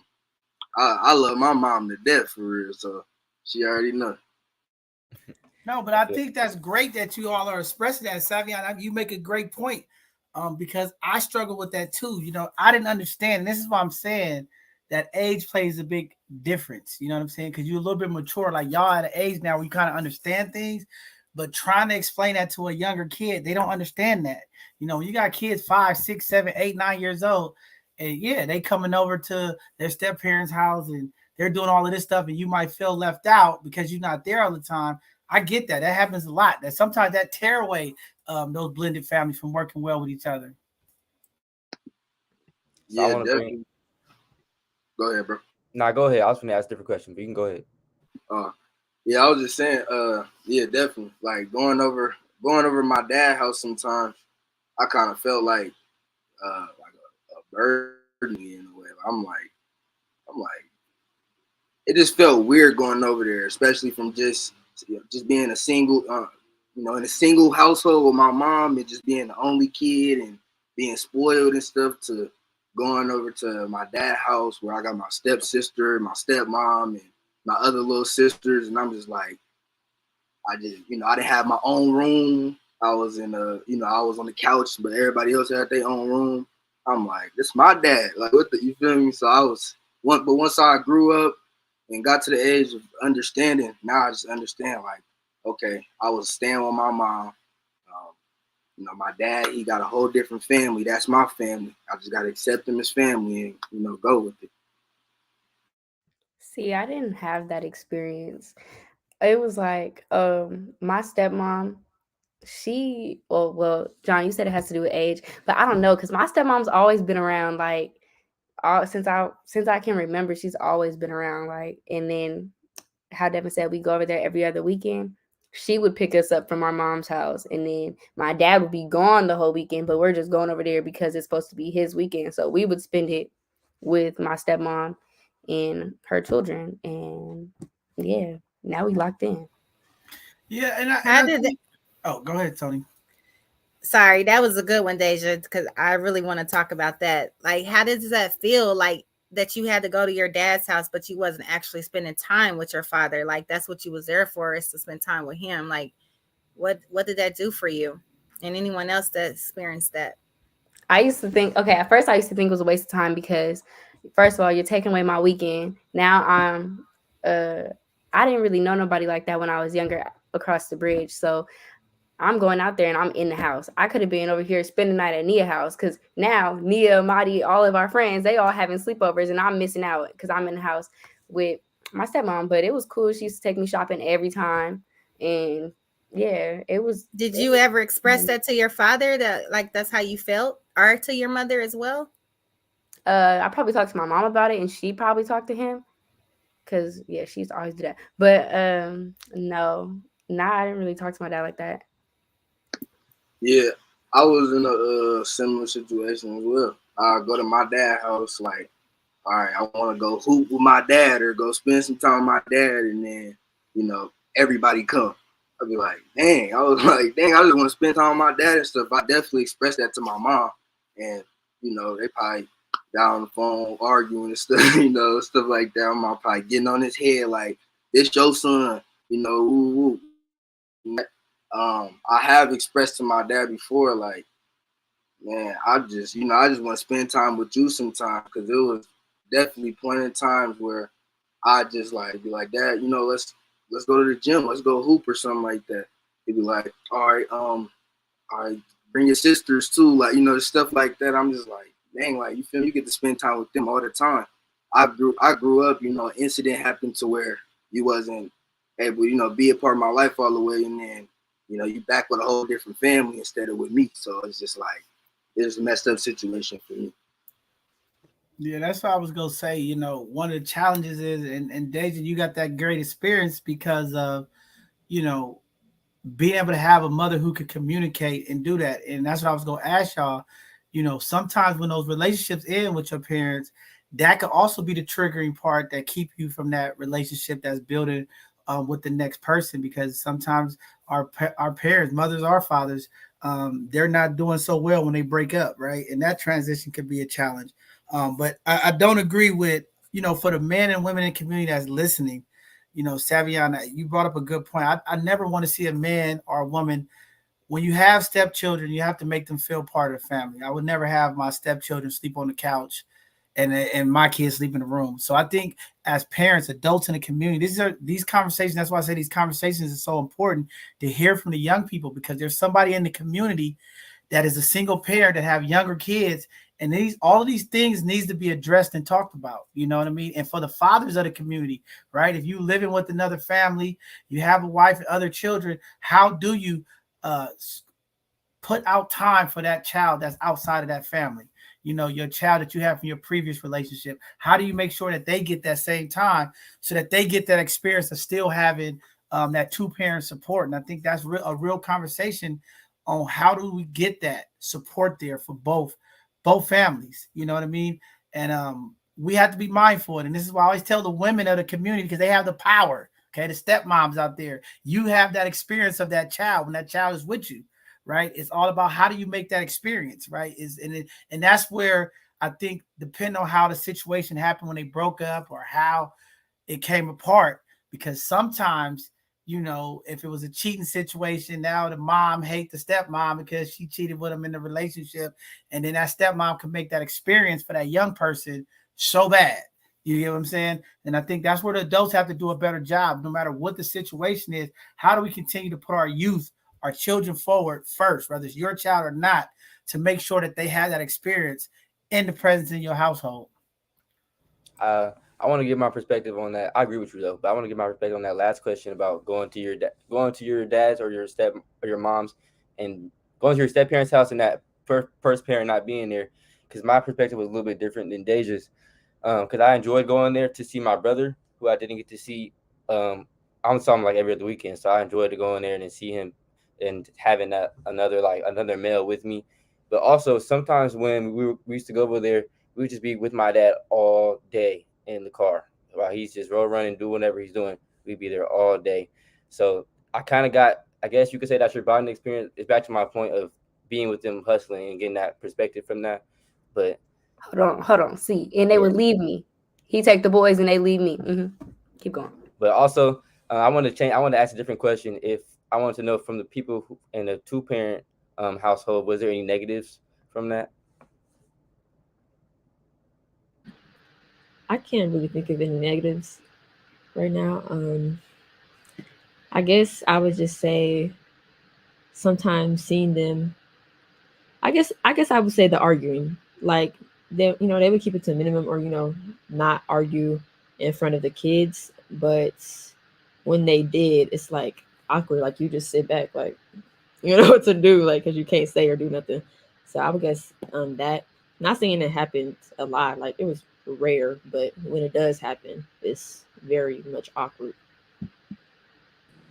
To piggyback off of what Nia just said, I don't feel like it was any like negatives. I mean, I feel like the only negatives I may have had where I would have compared myself to some of my friends who had single parents, and obviously, like I feel like sometimes when I was growing up, it's like I said, like I kind of grew up in a more strict household, so there was a lot of things that I couldn't do that all my other friends they could do, and so I don't feel like that has anything to do with like a two-parent household though. That's just kind of how my parents raised me, how it was. My parents didn't really argue though. Um I honestly can't remember like when they argue for real. So that's a plus. But I feel like sometimes I wasn't able to always do other things. So but that's just like you're not always gonna get your way. But I don't feel like there was any like negatives. So For me, I would say when my mom got married, I had to start telling my stepdad stuff like he would feel some type of way. And I'm not used to that. So I was just like, okay. Like I didn't understand why he felt some type of way, I guess. But I ended up like starting to tell him.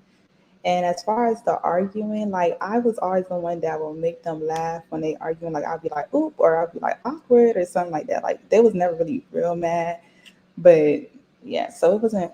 I mean, them arguing wasn't like weird for me. I just would be like, oop, or just walk away or go somewhere else, or like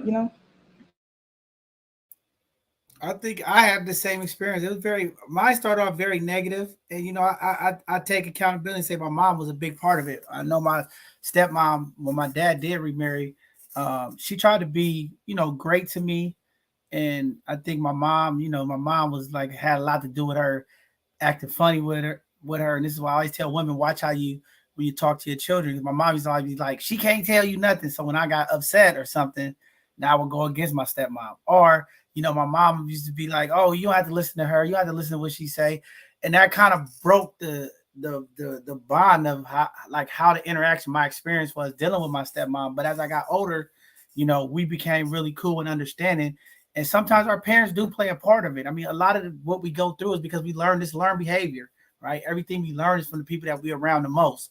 And it was tough, man. I mean, because I was like, man, I'm trying to be cool with this lady, and my mom was always like, nah, I don't like her. It was always a negative, thing. And that's why I say, as parents, we got to watch what we say. And then dealing with our own traumas and our own stuff when we come out of relationships, because just because it don't work out doesn't mean that a person trying to do something to your kids. My mind always thinks somebody's doing something to me. It really wasn't like I might have failed and hurt myself. My mom come back. I'll call my dad. What the hell did that woman do to my son? It's just like toxic stuff because we just, in our community, we don't heal, right? We get out of relationships and we don't heal. People move on. But again, I mean, I see it all the time. I work with a lot of these families. I mean, I've had it where, dads and moms, oh, why you got your girlfriend braiding my daughter hair, right? Like stupid stuff. Like the girl ain't doing nothing wrong but trying to braid her hair, right? But they don't want you to touch their daughter hair. Or you cut my son hair like this. I didn't want him to cut his hair off. Like, so those are some of the challenges when you deal with that blended family. But this is where we as adults, young adults in the community, these are the things you have to think about bringing a child into this world if things don't work out. And when they don't work out, how do we have a relationship that makes both households work together? And some folks know how to do it really well, and some folks do. But again, it starts with the adults. The adults are the ones who lead the way, and we have to do a better job to make that understanding clear for you all. But go ahead, Deb. I'm passing it on to you. I guess I give my think perspective. Tashawn had something to say. Huh? I think Tashawn had something to say. It was basically just piggybacking off what everybody else says. So I'll just wait till the next question. No, go ahead. Go ahead, man. We want to hear from you. Come on, man. Okay. Well, basically, what I was gonna say was like, negative for me was that I feel like nobody else touched on was kind of like finances, because I feel like everybody think just because you have two parents in a household, like finances is gonna be better. And you can have a single parent. I mean, it's rare, but you can have a single parent who can make more than both parents. Because in my household growing up, like Deja said, she could call her grandma and be like, "Oh, can I have this?" When her mom or dad, I don't know which one you said, but they said no. Like growing up, we didn't have that. Well, we have it now, but growing up, we didn't have that. My grandma would say no too. Like, so it was definitely a struggle for us growing up, because like finances was still very rough just because we had two parents, and that would cause even more arguments between them because they arguing over finances. So yeah, that was another thing that was a negative throughout the both parents. I feel that, and that's a different perspective. I wouldn't have thought about that. Mm-hmm. To be honest. But from my experience, living in a 2-parent household, I just wouldn't recommend for my parents necessarily. But yeah, that's about it. But Devin, how do y'all do that as young folks, right? Because this is powerful. This is what I'm saying. I want the community to hear this, right? You got teenage kids and they know the relationship you in don't work. How do y'all convey that to your parents, right? You like, Mom, this person ain't good for you, or Dad, this woman ain't good for you. How do you convey that to them to understand it's not good? Because I want to hear this. Well, quite honestly, growing up, I really didn't know how to convey it. I mean, you would just think that your parents would know maybe y'all shouldn't be together if constant things are going on, arguing, and just every time you would think your parents would know. But I guess now at this age, I guess you just have to be honest and be blunt and tell them, I don't think this is gonna work out, and this is what I'm seeing, and this is my perspective, and maybe your parent will take what you're saying and try to change that and talk with the significant other and try to fix that. But yeah, I guess it's just about saying what it is and giving reason to why you're saying what it is. They do know. That's the thing. They know they're not supposed to be in that relationship, but they stay anyway. They try to thug it out, mainly before the kids. But it's like sometimes we don't even care like that. We rather see y'all happy than see y'all together unhappy. That's facts. I definitely, I say, I was, I already said it earlier how I really don't care, and I'm gonna say what's on my mind anyway. But yeah, my mom and my dad, like they would try to work it out, or they try to make it work for our benefit, but it's not really beneficial if it's toxic. So I definitely say, I remember like in fourth grade, I would say like, y'all need to leave. Like I tell my mom, I'm not telling my dad nothing. I'm telling my mom, I'm like, well, maybe we should just go, like just break up. And I said it several times. I'm not gonna lie. Now, go ahead, Tony. Now, when your parents split up, was there ever a conversation of like, do you want to go live with dad or do you want to live with mom? Like, or was it like did you stay with your dad like this week and you stay with your mom this week? Like, did y'all have any say so? And this is for anyone. When the split happened. I think it was obvious who I was going with. For me and Dave, just kind of a little different because we coming into the world, they were already separated, and then they got together at a certain point in our life, and then separated again. But yeah, there was all my mom used to be like, you can go to your dad's, call him. And me and they used to be like, no, like we're not gonna do that. So yeah, I guess it was, we did have an option, but yeah, I'm just leave it at that. I think as well. Him saying like they were separated. Okay, he was incarcerated, so we didn't really like at first. It was we had our mom, we had our granny, we had our auntie, so we were always with them anyway. And then we Did that didn't do feel? the same thing. We did every other weekend. Sorry, Deja. Devin, did that feel like a threat when your mom would say that? Like, you can go live with your daddy. Like, would she say that when when you guys were arguing or anything, or would she Uh, say that just on no, she was more saying it.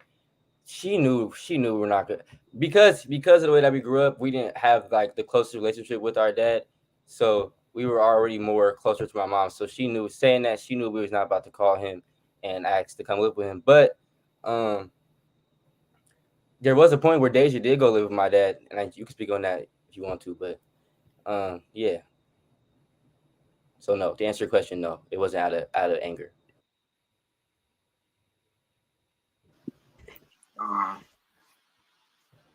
You finna go there? It's awkward. So yeah, I did. I tried it. I got into it with my mom and my grandma at the same time. So I was like, no way, like forget this. I'm just gonna go live with him. And I tried it. I don't even know how long it lasted. It didn't last long. Maybe like a month or two. And then it was this whole big old thing. I was just like, come pick me up. And my mom was like, no. I called my granny. Come pick me up. Mm-hmm. I remember a time my dad was like, he was trying to come get me and stuff. Uh, my mom we had went somewhere else other than the house and stuff, so he can't find me. So she'd do that, and then we get in arguments. She'd be like, "You can go to your daddy house with all that," but I know dang well you don't want me to go to my dad's house or none of that. And I didn't want to. I wanted to stay with my mom. So did you feel like that was a threat, Savion? No, it wasn't a threat I could take serious because I know that she didn't want me to go nowhere. So I wouldn't really say Your mama definitely wasn't letting you go nowhere. yeah. I have another question to ask. You guys think kids with married parents do better overall, like after youth years? I don't think so. I think it just depends on how you're raised and how you are as a person. I agree. I don't feel like people or like kids with married parents necessarily like do better, like because I've seen um not in my situation, but like I've seen some students like going to school with them and stuff. I've seen some students with single parents doing way better than the people with like a two parent household. So I feel like it's however you was raised, period, two parents or not. But I don't feel like that just makes you better. Okay, Yeah, it's definitely how you were raised and how the child feels about being or not having both parents. Like they could react to it a whole different way. Like if they don't like how they live in, then they'll act out in school or just to get the parents' attention. Or they'll try to do better. to put it in a kind of a different perspective, I asked it because of the statistics that say that kids with two parent households, they end up making more money. They end up having like less social anxiety and things of that and mental health issues. Um, it was a few other things that I read about that said that why those kids do better. So you guys still think in that same way, not necessarily financially, but like I just said. I just feel like they were saying, how you get raised, how you raised for real. Really don't matter. You could be, a married household. I mean, it just depends on you and how you was raised and how you end up developing and how you comprehended the stuff that they was teaching.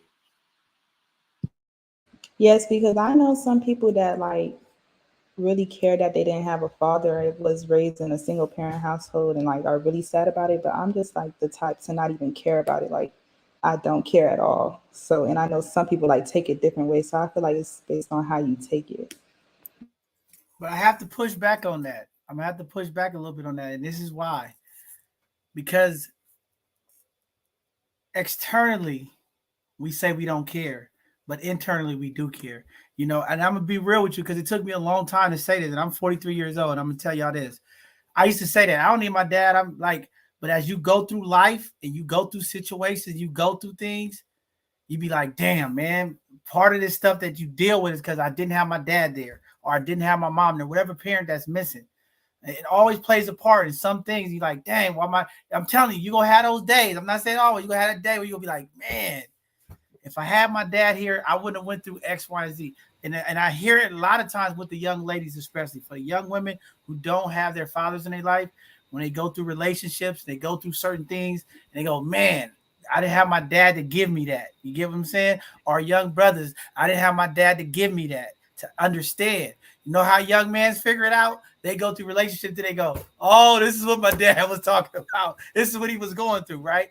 And then it turns into something totally different. And I'm just telling you, you have to understand this stuff as you go through it. And not saying that you can't feel it, right? But I think we do that as a deflection. I think when I hear young folks say that, I think it's more of a deflection because they disappointed, and it's easier just to say, I don't care. I don't care that my dad was in my life. I'm good anyway without him. But there's still a part internally in there because it's just something about that connection between both of our parents. So whenever one's missing or not showing up or not doing what they're supposed to do, I think it is something deeper inside that we feel bad about that we might not express out, but internally we deal with, and it impacts us in life. You go through stuff in life, and you go say, "Man, if I had my dad here, I wouldn't have went through this." Right? For the young men in here, some of the stuff that your dad would have taught you, or the things that you've seen, impact you as well. Very, very real stuff. And I'm gonna tell y'all, I didn't really understand it until I was like 35 years old. I'm telling y'all. My mom used to say all of this stuff and all this stuff. My dad used to tell me. My dad never talked to me. And I get what y'all say about sometimes it's easier to talk to your mom. My mom would just say stuff. My dad used to always say, son, there's things that your mama do and say that you don't understand yet. But one day you'll understand why I stepped away. And as I got older and I started seeing some of that stuff, I said, oh, you go through some of that stuff. Then I have my child, me and her mom separated. I said, oh, this is what they talk. This is the stuff. So you learn through experience. So don't just be so quick to say I don't need it, I don't care, because I'm telling you, them are always the ones that turn back like, it's gonna hit you someplace because it hit me too. So Into vet. Go ahead. You go first, I Chelsea. say I'm not gonna lie. I do be like saying like, dang, like for certain things that I do need my dad for. But I was just saying like I don't care about my like dad. As I was saying like 2-parent household, and then I also have my brother who taught me a lot of things as far as boys, and because my brother is 4 years older than me, so he taught me like, oh, like taught me the game and all stuff like that. So I have my brother, but I mean I couldn't needed my dad, but I did have a brother, so I was lucky to have an older brother. That's a blessing. And to veggie back on what John said, yeah, like I never even met my dad before. I never had a father in my life. So just, I've always wished, like, I wish I could just see him, or like, do I look like him? Do I sound like him? Like, what traits do I get from him? Like, would I would have picked different man because he was in my, if he would have been in my life, even if he was even in my life and he wasn't doing the best in his life, like I still would be able to see that first coming from my father that helped birth me. So I'm 39 years old, and I'm always wishing, like, I just wish I could meet him or like just know him. And I didn't have an older brother ever. So yeah, it's a bittersweet feeling, but I'm happy that you guys have, your parents who they are, because it's very difficult when you don't grow up with either one of your parents, and then on top of that, not even knowing one of them at all. I just connected with my mother 9 years ago because she was living an addiction life, and now she's clean and sober. And so now I'm able to see how I act or what traits that I've received from her. And it's a beautiful feeling, but it's still like, dang, like what if she would have been clean and sober my whole life? I would be even more the bomb.com that I am right now. And I know y'all don't use bob.com, so don't be talking about me, young folks. But yeah, this is a good conversation. What's your next question, Devin? It's actually not on me. It's on Deja. She got that one. Yeah, I don't know what Bob.com is, but Ooh, don't do me like that, little baby. Don't do me like that. yeah, according to the United States Census Bureau, did y'all know that black families are like black kids are least likely to grow up in a two-parent household? And I'm gonna give y'all the statistics. Asian families are 87.4% to grow up in a two-parent married household. White folks are 75.5% more likely to live in a two-parent married household. And then Hispanics come in third with 61.9%. And then Black people, 37.9%. Why do you guys think that is? Well, I don't know how Okay. this all ties in, but I know that the white folk and the Asians, in certain areas, they make more money. And I think with the Mexicans and the blacks, we make less money. So it's like, I want to say it's more disagreements within our communities that cause. You know what? I don't even know. I don't know. Yeah, I was trying to think something too. I don't know either. I ain't gonna lie, that's a good question. Some good facts. I think. Well, Now go ahead, Caleb. yeah, you go ahead.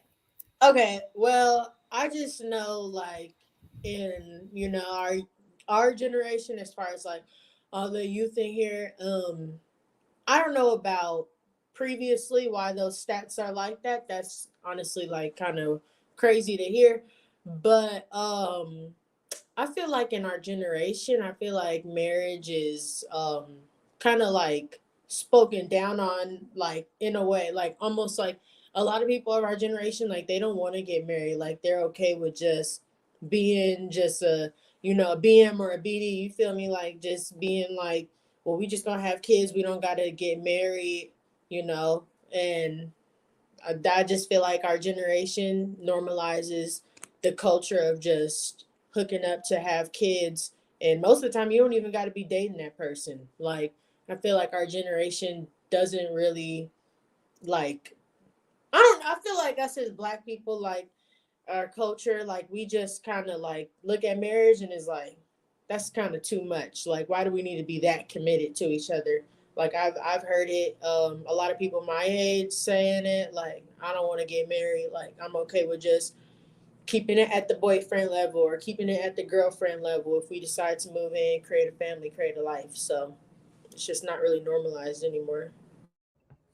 I'm not gonna Y'all lie. don't want me to tell y'all the truth. I'm gonna tell y'all the truth, but go ahead, Sally. I was gonna say I'm not gonna lie. I'm one of those people like I look at marriage like if it happens, it happens because honestly, I only know one couple in my life that has been married one time and stayed married the whole time, and that is my great grandparents, and they're not 90 and in the 80s. So every other relationship I've seen has not worked out, or they got with the first person they married with, they moved on to someone else, or it hasn't worked. So I'm kind of one of those people who, yeah, I don't look at marriage as too much on a high pedestal as it was back in the day. But to answer the question as well, to add on to that, I think it's because of slavery, why the black community isn't like as far as we should be, and y'all know about that, so I'm not gonna go into detail, but that's what I think. So for me, I feel like that's you because I grew up around a lot of people like my cousins and people like that. Like they're married, they're happy, they're in a happy marriage too. So it's like I've seen that firsthand. I've seen stuff not work out too, but it could go either way. I just feel like it depends on the person you're marrying. You should know who you're marrying.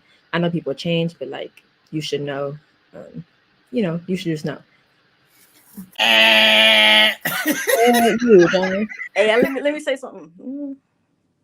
As far as different ethnic groups, I believe it's based on their religion and their how conservative they are. Maybe like a Muslim couple, they have to get married. Or what's the other one with the Indians? I don't know. They get set up together. Their parents or somebody else's family. They set Like them up. Arabs. Yeah. So Arranged marriages. arranged marriages. Yeah, Right. that's bound. So they gonna stay married And yeah. Yeah, and for the Asians too, they're very religious in some areas, to where if they do get divorced, they don't want these people finding out about it, or so they just stay married. That's what I feel about it. But I don't know. Tashawn, what you Now, think? I gotta stop y'all because that's cap. Okay, that is Hold cap. on. Let's Go get to ahead, you first. Go ahead. You let the you talk first, John. Go ahead, baby. I agree with Devin again. It all comes down to slavery. I feel like as white people, I feel like black people, we don't know how much slavery has really affected us, but in every situation, slavery has affected us. So I feel like a lot of times they pinned us all against each other, even the men and the women. So it's like when we all try to marry each other, like situations like that, I feel like it still comes down to slavery in a way. I don't know the exact thing behind it, but I definitely know it's some part of slavery behind it. So I agree with Devin on that. I think okay. Um Jazz actually brought it up first, but that's where I was going to. Like with the Asians, I feel like they're more traditional than anybody. So they're gonna get married before having kids. And then white people, I don't know. I don't really feel like they're more traditional, but they are piggybacking, like they're gonna go in that order. But Wait, real quick. But Deja, I do agree with that, but we used to be like that too before we got brought to America and before they tried to rip away all of our culture that we once had. Because we used to be like that too, where we would stick together and stuff like that. Like even arranged marriages still happen in Africa to this day. But it got ripped apart of us because of the white man feeding into the ear. Yeah. we're Americanized. Yeah. Go ahead, John. Y'all don't want to hear from me. Community, they don't want to hear from me. I'm about to start a fire. Okay. This is why I say it's no cap. Okay. We got to stop this. See, that's the problem. There's too many lies. That's why we fell in. It's too many lies. So when y'all sit here and listen to these statistics, they say, oh, because Asians is more religious than that's BS. Okay. Black folks is more religious than any other community ever. Okay. We go to church more than anybody. We praise God more than it ain't got nothing to do with that. What it happens is we have taken the power from our women. That's what happened. We have taken the power from our women to lead our family structures. Okay. That's the problem in our community. You know, when you talk about why relationships are failing, it's because we have been under attack. So I agree with Devin on a certain part of this. Slavery did play a part of it. But I think when we came to America, Black folks tried to pick up the traditional Western style of living. So when we talk about traditional, nobody in this community know what traditional is because we don't even know what our tradition was because we got stripped from our people and brought to America. So we picked up a lifestyle of marriage and all this stuff from this Western civilization and these white folks in Britain how it's supposed to be. The reason why we're struggling so much because we don't know who we are as a people, right? So we struggle there. So when you don't know who you are, you don't really know your traditions, you don't even know, right? And this is why our community is so confused. We know all of this history, but we don't know what's going on in the future. Okay? Relationships are failing today, and marriages is not happening because of the culture. Okay? Because the money behind disassembling the powerful people, the most powerful people in this world is all against us. So they put it in our music. They got the hot girls telling you, they got Cardi B telling you, forget these dudes, stay single, get your money, right? They got that, right? You got Love and Hip Hop. You got all these people on TV, Real Housewives, telling y'all you don't need a man. You get what I'm saying? So it's our fault. Okay, it's our fault. The reason why we're failing. We can't keep blaming the Asian community. We can't keep blaming the white community. Black folks, we got to take accountability and we got to blame ourselves because we invest too much time into the poison that they're putting into our mindset. Okay, we celebrate the city girls. We celebrate all of this stuff that tears our family apart. And then after they tear us all apart, we sit around and be like, why is this happening to us? Because you're putting all this poison in your head. So again, yes, we have been the most targeted culture. Why would they want to tear down the Black structure and the Black family? Because we are the most dominant and strongest people on this earth. So again, to break down strength, you got to put barriers in there to break it down. So what do? You put out this music. What is it? F nigga free, right? Y'all listen to that. FREE, right? So you got that. So you can't build a relationship with a dude because in your mind, you're like, I don't need him. So we are being programmed to be in a culture of singleness. So we got to stop lying on the Asian folks. What they do is they don't let their folks get into that type of stuff. That's why they don't let their kids watch certain things. That's why they try to keep the separation from Black folks and other cultured folks, right? That's all it is. It's not that they pray harder than us and all of that. Like, black folks got to stop lying. We the most prayingest, religious folks on this planet. But where we're not strong is not letting the outside influence, understanding ourselves, understanding our history and where we at right now. That's what tear everything up, right? Because it's easier to walk away than to stay, right? Because our grandmothers, and when I said no cap, because y'all said, oh, my grandmother, because that's what we always want to reference, right? We only reference our grandmothers and people been married for 30 years, but y'all got to also understand, a lot of those people in arranged marriage, they ain't happy either. Okay, they forced to be in those relationships. So a lot of them, they can't walk away. But when we got into this feminine movement in this country, it allowed women to walk away. Believe me, my grandmother would have walked away from my grandfather a long time ago. If she had the opportunity you young women have to go to college, get higher learning, get a job, she would have walked away. Okay, but circumstances and the way we live and how we raise and what keeps us in these relationships. Like earlier, Devin said, well, my parent would know, or some adult would know when something's wrong. It's like a relationship. You don't know what's going on when you're in it. Okay, you in love. Your family can see everything going wrong. Like, hey, Devin, you need to leave that girl alone. And you're going to be like, why, mama? I like her. But your mama go see something that you ain't go see. But you're not going to see it because you're involved with it, right? That's just how it works. So this is why people get stuck, because as energies and as people, as we unite and intertwine our energies, sometimes we can't feel that outer force because we're so connected, whatever that is. So you have that attraction to that person. It might be you stand for the kids. It might be you stand for this, but it's because it's something inside of that person that's gravitating them, even though you as the outside can see it ain't working. So that's what holds us back, right? Black women in this country divorce black men higher than any other race group. Okay, so when they talk about why, it starts with our women. And that's the problem of the man, because we don't uplift and we don't support our women. You get what I'm saying? We have power too, man. If we don't celebrate these women who out here doing all this sleazy stuff, they wouldn't do it. But they do it because that's where we gravitate with. So we go to the strip clubs. We dealing with all of this stuff that we don't necessarily agree with, but we do it because of the culture and the mindset. We look at these videos, we see these rappers, and we want to act it out, right? And that's what's destroying our community. So these statistics is really a reflection of the continued warfare on Black America.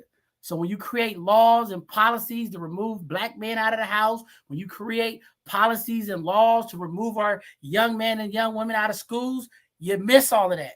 Okay, when we have church leaders and folks behind the pulpit who sending bad messages to our community and no one wants to get involved no more, that tears it away. You got preachers sleeping with other women they marry, right? So then people say, why get married? Right? Everybody out here want to be single. Everybody want to have a side piece. Everybody want to do what they want to do. But then we come back and say, oh, it's because the Asians got this. We can't fall in that, y'all. We got to change that. It start with y'all, the young generation. Y'all got to do a better vetting process. And it's okay to lose. Sometimes you got to walk away. I think the younger generation is starting to get it, but I think they still confused in the sense of you have to vet the people you with, right? We so quick because this is the part of the single family and the double family, like you said, whether you have a single family or double family. If the love is not there, we are human beings. We are connected to love and energy. So whenever you're not getting it from whether it's one parent, two parents, you're going to go chasing for what you don't get. That's just a natural thing of life. Whatever you're not getting, you're going after. So in the Black community, how do we fix that? How do we pour love back in our community? How do we bring people back together in harmony and love and respect? You get what I'm saying? How do us Black men, when we see women out here walking around with nothing on, dancing on videos, we don't like that, right? We don't put a heart next to it. We be like, oh, that's disgusting, right? Because if you got 1,000 men saying, hey, man, girl, you need to put some clothes on, she gonna probably stop doing that. But as long as we celebrate the negative stuff, our community is going to continue to be impacted. Our relationships going to be failing, and we're going to have a whole bunch of more children in single family homes out of wedlock. And that number is going to go from 80 to 90 if we don't change it fast. That's the problem. Don't blame the Asian community, okay? They listen, and we got to change our community's I don't care attitude, because that's what it happens, right? We walk around, we don't care. Oh, well, my mama did it. She was single. If I get pregnant, I can do it too.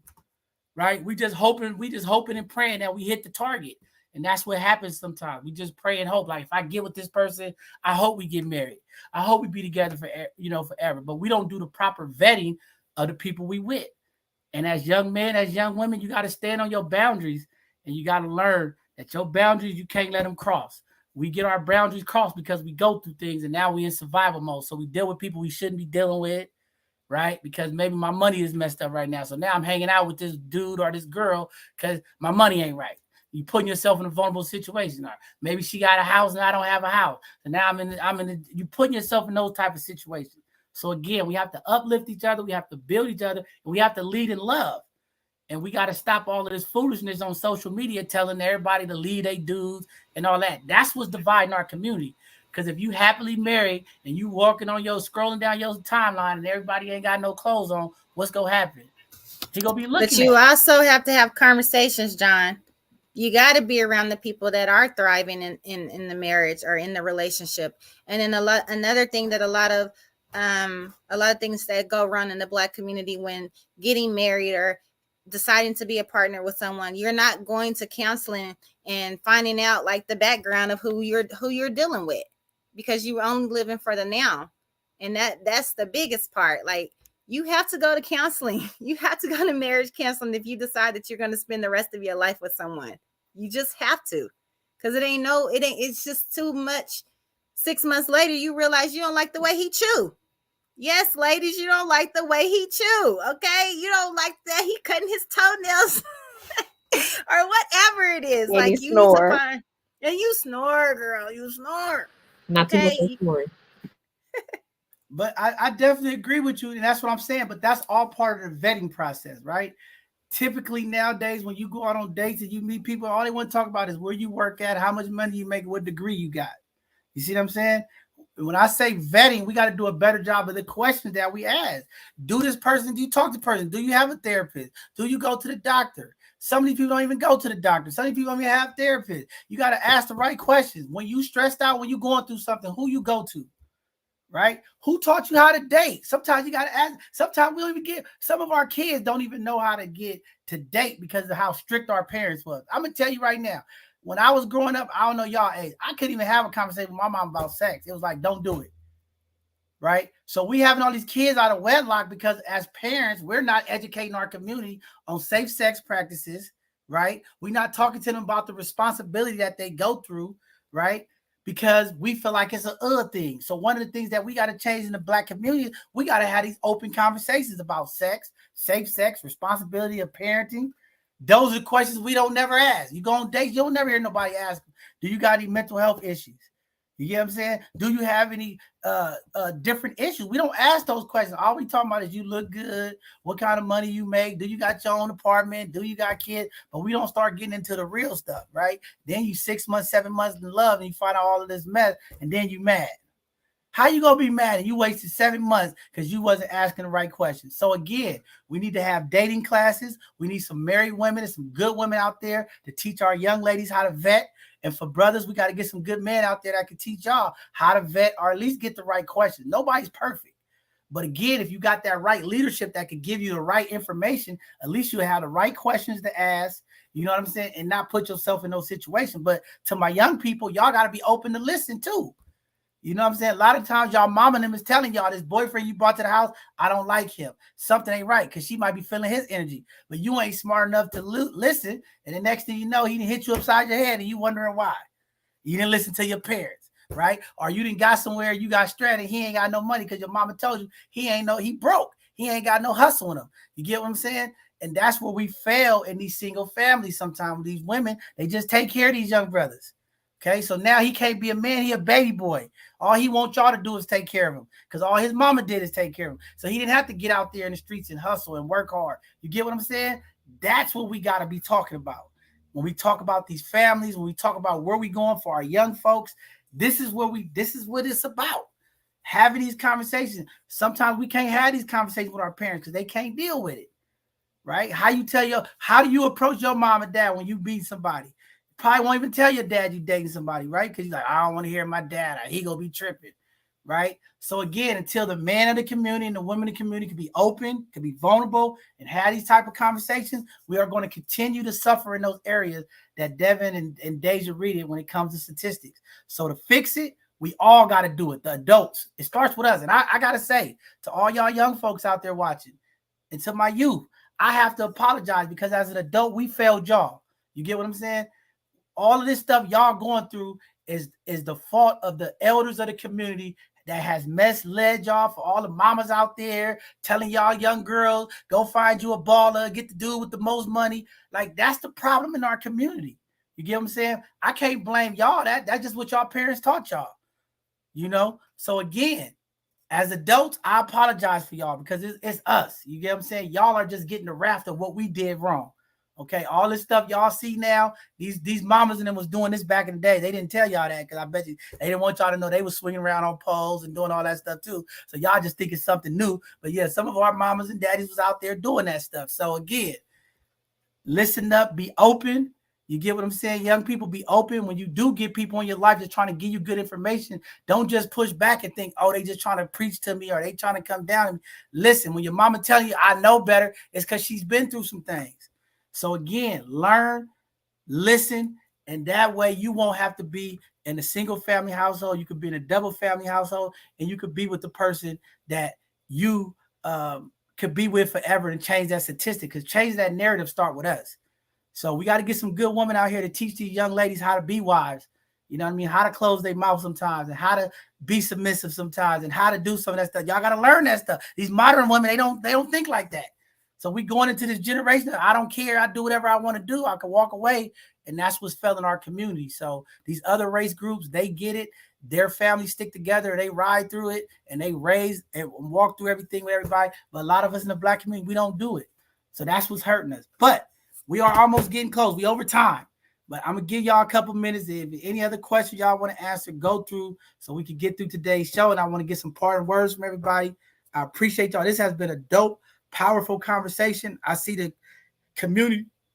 It's all in the chat. People are texting me. It's a great conversation. So y'all young people should be proud because y'all conversation today might just change somebody's life today. Okay, this is how powerful this conversation is, because there's a woman out there that's listening right now, and she probably going, you know what? My son told me to leave this dude alone. I'm going to walk away and leave him now, right? Or some mother out there that's about to leave her husband, and she probably say, you know what? Let me work this thing out for me, myself, and my kids. How could I do better, right?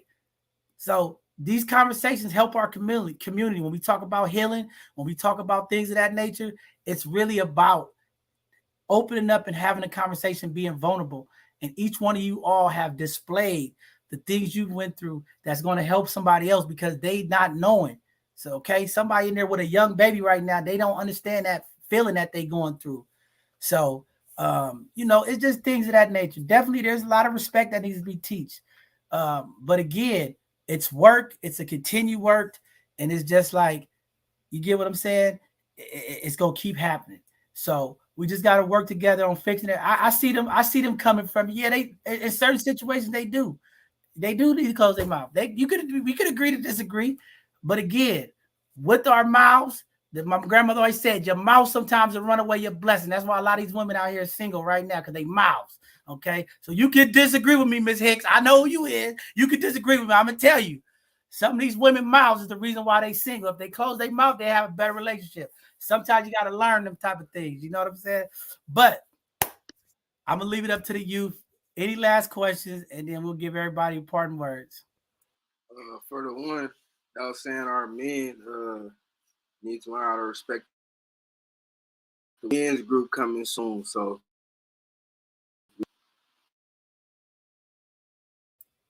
Yes, sir. Proud of my guy, Savion Devin. We are going to be putting together a males group for young men and elders. You know what I mean? We're going to bring the young and the old together, have real conversation, how to be better men, okay? We are doing our work, ladies. We're going to start doing our work. Y'all be doing y'all work in lady groups, y'all women empowerment group. We're going to start empowering these men, okay? Y'all likes is Don't yell at our community, John. Don't yell at our community, okay? Hey, Devin, we're going to change the narrative, okay? The likes is going to go down. We ain't going to be liking all of them women doing all that bad stuff. We're going to like the girls that's doing the right stuff, all right? Then they're going to want to be right. Nah, definitely. Was anybody else? Any last questions or anything like that? Nah, I guess we can just get into the last words. All right. Well, with that being said, we're gonna go ahead and we're gonna get ready to close out tonight. These young people have stayed up late for us tonight. We appreciate all y'all. We're just gonna go ahead and say See y'all clowning. See how the community they just be clowning out here. Okay, all right. You gotta know when to close your mouth. Let's say it like that. When to close your mouth. Okay. But with that being said, we're gonna go ahead and give everybody. We'll go around the room, give everybody an opportunity to give some parting words about this conversation we had about the single families and dual families. Give your wrap up perspective or your synopsis of today's conversation, and y'all could go ahead and start. We'll start with you, Tashawn, and we'll move around. I just want to say that I'm thankful for that we're able to have this type of conversations. Cause I feel like a lot of times, as youth, especially as young people, a lot of people don't want to hear what we got to say because they feel like we're too young and we haven't experienced life. So I just want to thank you both for allowing me to have the opportunity, and thank you, Nia and Deja, for inviting me, because this has been very beneficial towards me and how I'm gonna go about life with my platonic relationships and non-platonic relationships. And yeah, I just appreciate you both and excited to have more chats with you guys. Definitely, you're more than welcome to come back, good brother. And that's what this is all about, right? We believe through communication, a healing process begins. You don't have to agree with everything. That's why it's called both sides of the conversation. I might not be the right. I might be wrong on something. You might have a different perspective. That's your prescription. You got to swallow those pills like I do too. So, I just appreciate you. I appreciate your vulnerability and you speaking today. I think it was very powerful to Sean, and just glad that they invited you today. We're going to go down now to Miss Jazz. Go ahead, Miss Jazz. I want to say thank you for the invite too. It was good to hear everybody's perspective on the single parent and the two parent households. Uh, it was kind of funny as well because y'all was joking about it too. But I know I can tell y'all serious about certain stuff. But it was cool. Thank you. It was. That's why we have these conversations. It's made to be in a way that's just not all serious. We want to have fun too. We like to joke, because it's a real conversation. This is our community. This is how we talk with each other. And again, you don't have to agree to everything, but it's just great to have a conversation, because when you talk about things, anytime you go to therapy, what's the first thing they tell y'all? Get it off your chest, whatever it is. So that's what these conversations do. Just help you get whatever you're feeling off your chest in a safe place for our people, man. So that's what's up. Let's see, Miss Kayla, go ahead. So I want to say thank you for this opportunity to speak. This is something that I definitely want to be involved with in the future. Um, and I really liked our conversation today. I have most of my Deja, Nia, and Devin. I've been knowing them forever, and like I never really heard their perspective on how it was for them growing up. Obviously, two parent versus single parent household. So it was good learning different perspectives, because I always kind of wondered, like, what is that really like growing up in like a single parent household, and even seeing other people's two parent household perspectives, because it's not the same in every two parent household. So thank you for this opportunity. Definitely. Thank you for coming on today, and we appreciate you. And yeah, Devin, y'all all welcome. I always tell all the guests, y'all part of the family now. Y'all want to come help and volunteer and support, please do. But reach out to Devin. When we have these conversations, we're going to be talking about a lot of stuff. If you feel like that conversation is something that you want to be a part of, please do, because we'll be talking about violence, domestic violence, relationships. We'll be talking about gun violence. We're going to be talking about things that impact our young people. We even going to have a conversation about safe sex and how young folks view sex and what it means to them on a moral status and things of that nature. So definitely we want you to come back, because this is a conversation that we love, and we like to interact with you youth and hear your perspective, especially when we start talking about mental health, talk about some of the anxieties, depressions, the traumas, things that folks go through, young people. Y'all could be a big blessing to our young people that's going through stuff. People are going through a lot. And I always hear the elders say, let the young people talk. So this is a great way for y'all to get y'all voice out, y'all side of the story, so these parents can listen to y'all, okay? I hope these parents that's listening, that's commenting about me, I hope y'all listening to these young folks today, so y'all can tighten up y'all game, because they've been saying some very, very important and powerful things. So thank you again, Kayla. And whenever Deja and them reach you out, they'll let you know what the next shows is and things of that nature. And you're more than welcome to come back. Miss Deja, go ahead, Miss Deja. Well, thank you to our guests for coming on the show and giving your perspectives as well. And then I also wanted to say to the grown women, parents, and the grown men, choose you. Don't be trying to make it work for your children. Choose your happiness. I know you're supposed to, have your children's back and choose your child over everything, but choose you in that case. Wow, very powerful stuff from a young, powerful sister. All you women out there in these relationships that you don't supposed to be in, you heard what Deja said. Choose yourself, walk away, start your own life, and be happy. All right, we're gonna move on to Miss Chesley. I just wanted to say I did really enjoy this combo. I was actually very scared to come on here because I don't really like to talk in front of things like people at all. And I was like, and Deja and Nia convinced me, and I was like, okay, I'm just gonna do it. And I was so scared. I can't believe I actually spoke this much. So it was nice meeting everyone. Thank you for having me.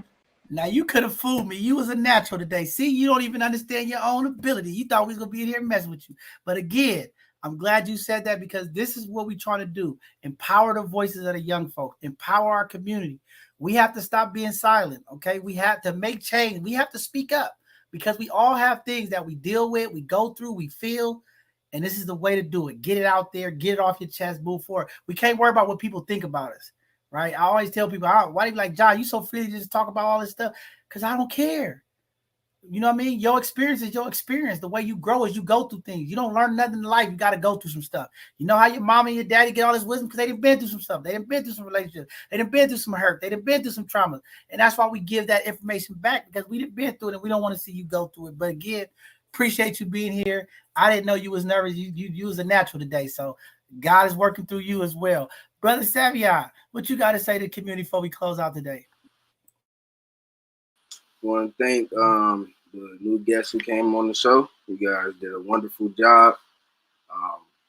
And it just felt good to be able to get different perspectives on single parent or married or just living in the household with both your parents or just a single parent. And then as well, I want to thank the community for always coming in and tuning in. Appreciate y'all a lot. That's big community. Y'all hear that? Our young people appreciate y'all supporting them. And we're going to take our time because I know Tony trying to get out here to watch her Cowboys. We're going to make her suffer a little bit longer. Tayshawn, come on, brother. He already went, so I'm going to go. I just want to say thank you for our guests for coming on. It was last minute, too, so really give them a round of applause because I really asked them, like, last minute. So, and then thank you for everybody for tuning in. And that's about it. All right. Thank you, Nia, for always supporting and making sure that your voice is heard and uplifted. You're very powerful and keep speaking because people are listening. Every time I get message there tomorrow, who is that Nia girl? She said some really cool stuff. I like her. So keep speaking. People listening to you. Brother Devin, go ahead, Brother Devin. I just want to say thank you to the guests who for coming on. And thanks to everybody for giving your perspective. I actually learned a lot from some stuff I didn't know about you guys. But yeah, thank you. Thank you for the community tuning in. We got some more stuff coming for you guys. Subscribe. Thank you. All right. Last but not least, the number one Cowboy fan of this nation, Miss Tony Rochelle. You better know it. Go Cowboys. But I want to thank the youth for just always showing up and just having the courage to speak out the way that you need to speak out. Even if you calling me out, Deja, I love you.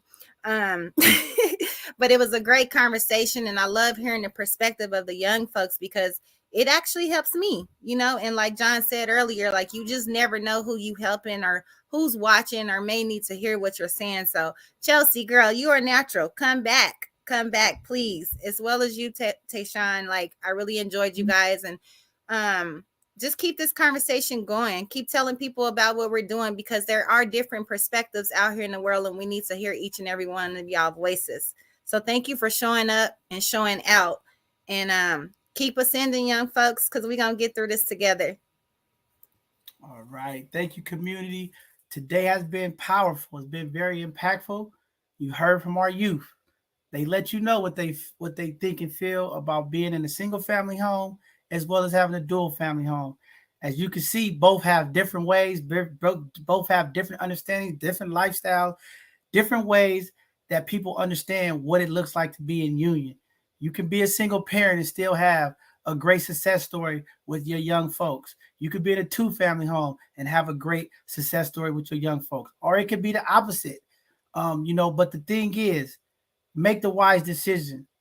Everything that you do impact the next person, whether it's your child, whether it's the community. You guys heard the statistics. It's not looking good in the Black and brown community when it comes to relationships, household, raising our children. Those are principles and morals and values that we have to stand down on and uplift. We want to change those numbers. We don't want 90% of our women in our communities living alone, raising children on their own. Men of the community, it's our job to step up and be leaders and sit down and raise a family and be through the process with the person that we bring our young folks into this world. We can't just turn our backs and walk away because the numbers is not going to look good. We see the gun violence. We see the things that's going on in our community. And sometimes those fathers missing out of the homes is the reason these kids choose the streets versus their families. It takes a lot of work. It's not an easy task to uplift and raise a child for 18 years and beyond because it never stops.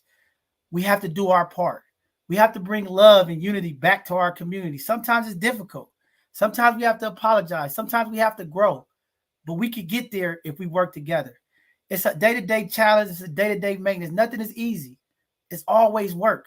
Are you willing to do the work?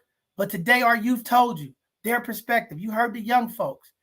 If you're in love and it's the wrong person, it's okay to walk away. Love yourself first. You heard that from Deja. It's about you.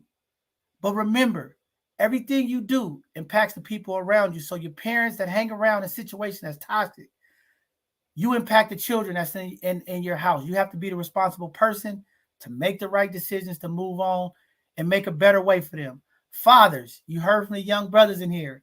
When you have that opportunity to watch your kids when it's your weekend or your custody time, make sure that you find time for your young people, your young sons, your young daughters. Even if you are in a blended family, make sure that you give the same amount of equal time to your children. It is very important for them to have that one-on-one interaction with you, as well as the youth and children that you have in your house with your other family. Make sure you never leave that doubt and misunderstanding in our young people. It causes pain. It causes trauma. Young brothers out there that's struggling with being fathers, trying to be in a committed relationship. When you say you're coming to pick your kids up, make sure you show up. The amount of pain and hurt that it causes when a mother tells her young child that your dad said he's on his way to pick you up and you don't show up, that pain is unbearable sometimes. It causes kids to lash out. It causes attitude. It causes destruction sometimes in our young folks. Be a healer. Lift up the community. Be a pillar of the community. Nobody's perfect. Every day we're learning. Black folks, we got a lot of history. We know all about history. Let's learn about the future. Let's listen to our young folks. They are very powerful. They have a very good understanding of what's going on. You have to tap in. With that being said, we'll see you all this Tuesday. I'm excited for our Hidden Gem show. It's going to be a tough week for me. So thank you, community, for all the love, all the prayers, all the stuff that you all been doing to keep me moving through this time of loss and hurt. And tomorrow is the day, 1 year marking the day my mom passed away. So it's going to be a challenge tomorrow. But I know I have beautiful community folks that uplift me every day and say, John, I'm here. I got you. I appreciate you. That's what it's all about. When we talk about that village approach, that's what it is. When my head is down, you lift me up. And when your head is down, I'm going to lift yours up. That's what we do here at both sides of the conversation. These conversations aren't going anywhere. They're only going to get better. They're only going to get more powerful. We got more topics to come.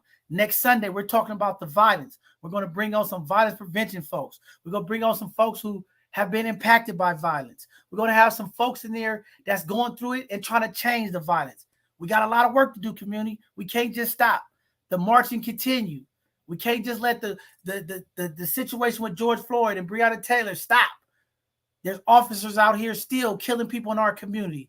There's still violence being perpetrated on our community. We got to stand together in solidarity. It takes all of us. It's a lot of work, but we're going to keep working here at both sides of the conversation. We're going to keep moving with our youth team. They're going to continue to get phenomenal as they grow and they excel. Be here. Be a part of the movement. Be a part of the change. We changing the narrative. Hey, we love y'all. We'll see y'all next Tuesday. Be safe out here. We'll see y'all till next time. Thank you to the youth team. Y'all did a phenomenal job today. Epic conversation. Great information. Community, if you missed some of this because you was watching the Raiders lose or the Niners lose today, go back and hit the rewind button. Check out the YouTube and listen to what these young folks talk about these households that we are all part of. Again, thank you all for tuning in, and we're going to let Tony go watch her Cowboys get stumped on. Have a good evening.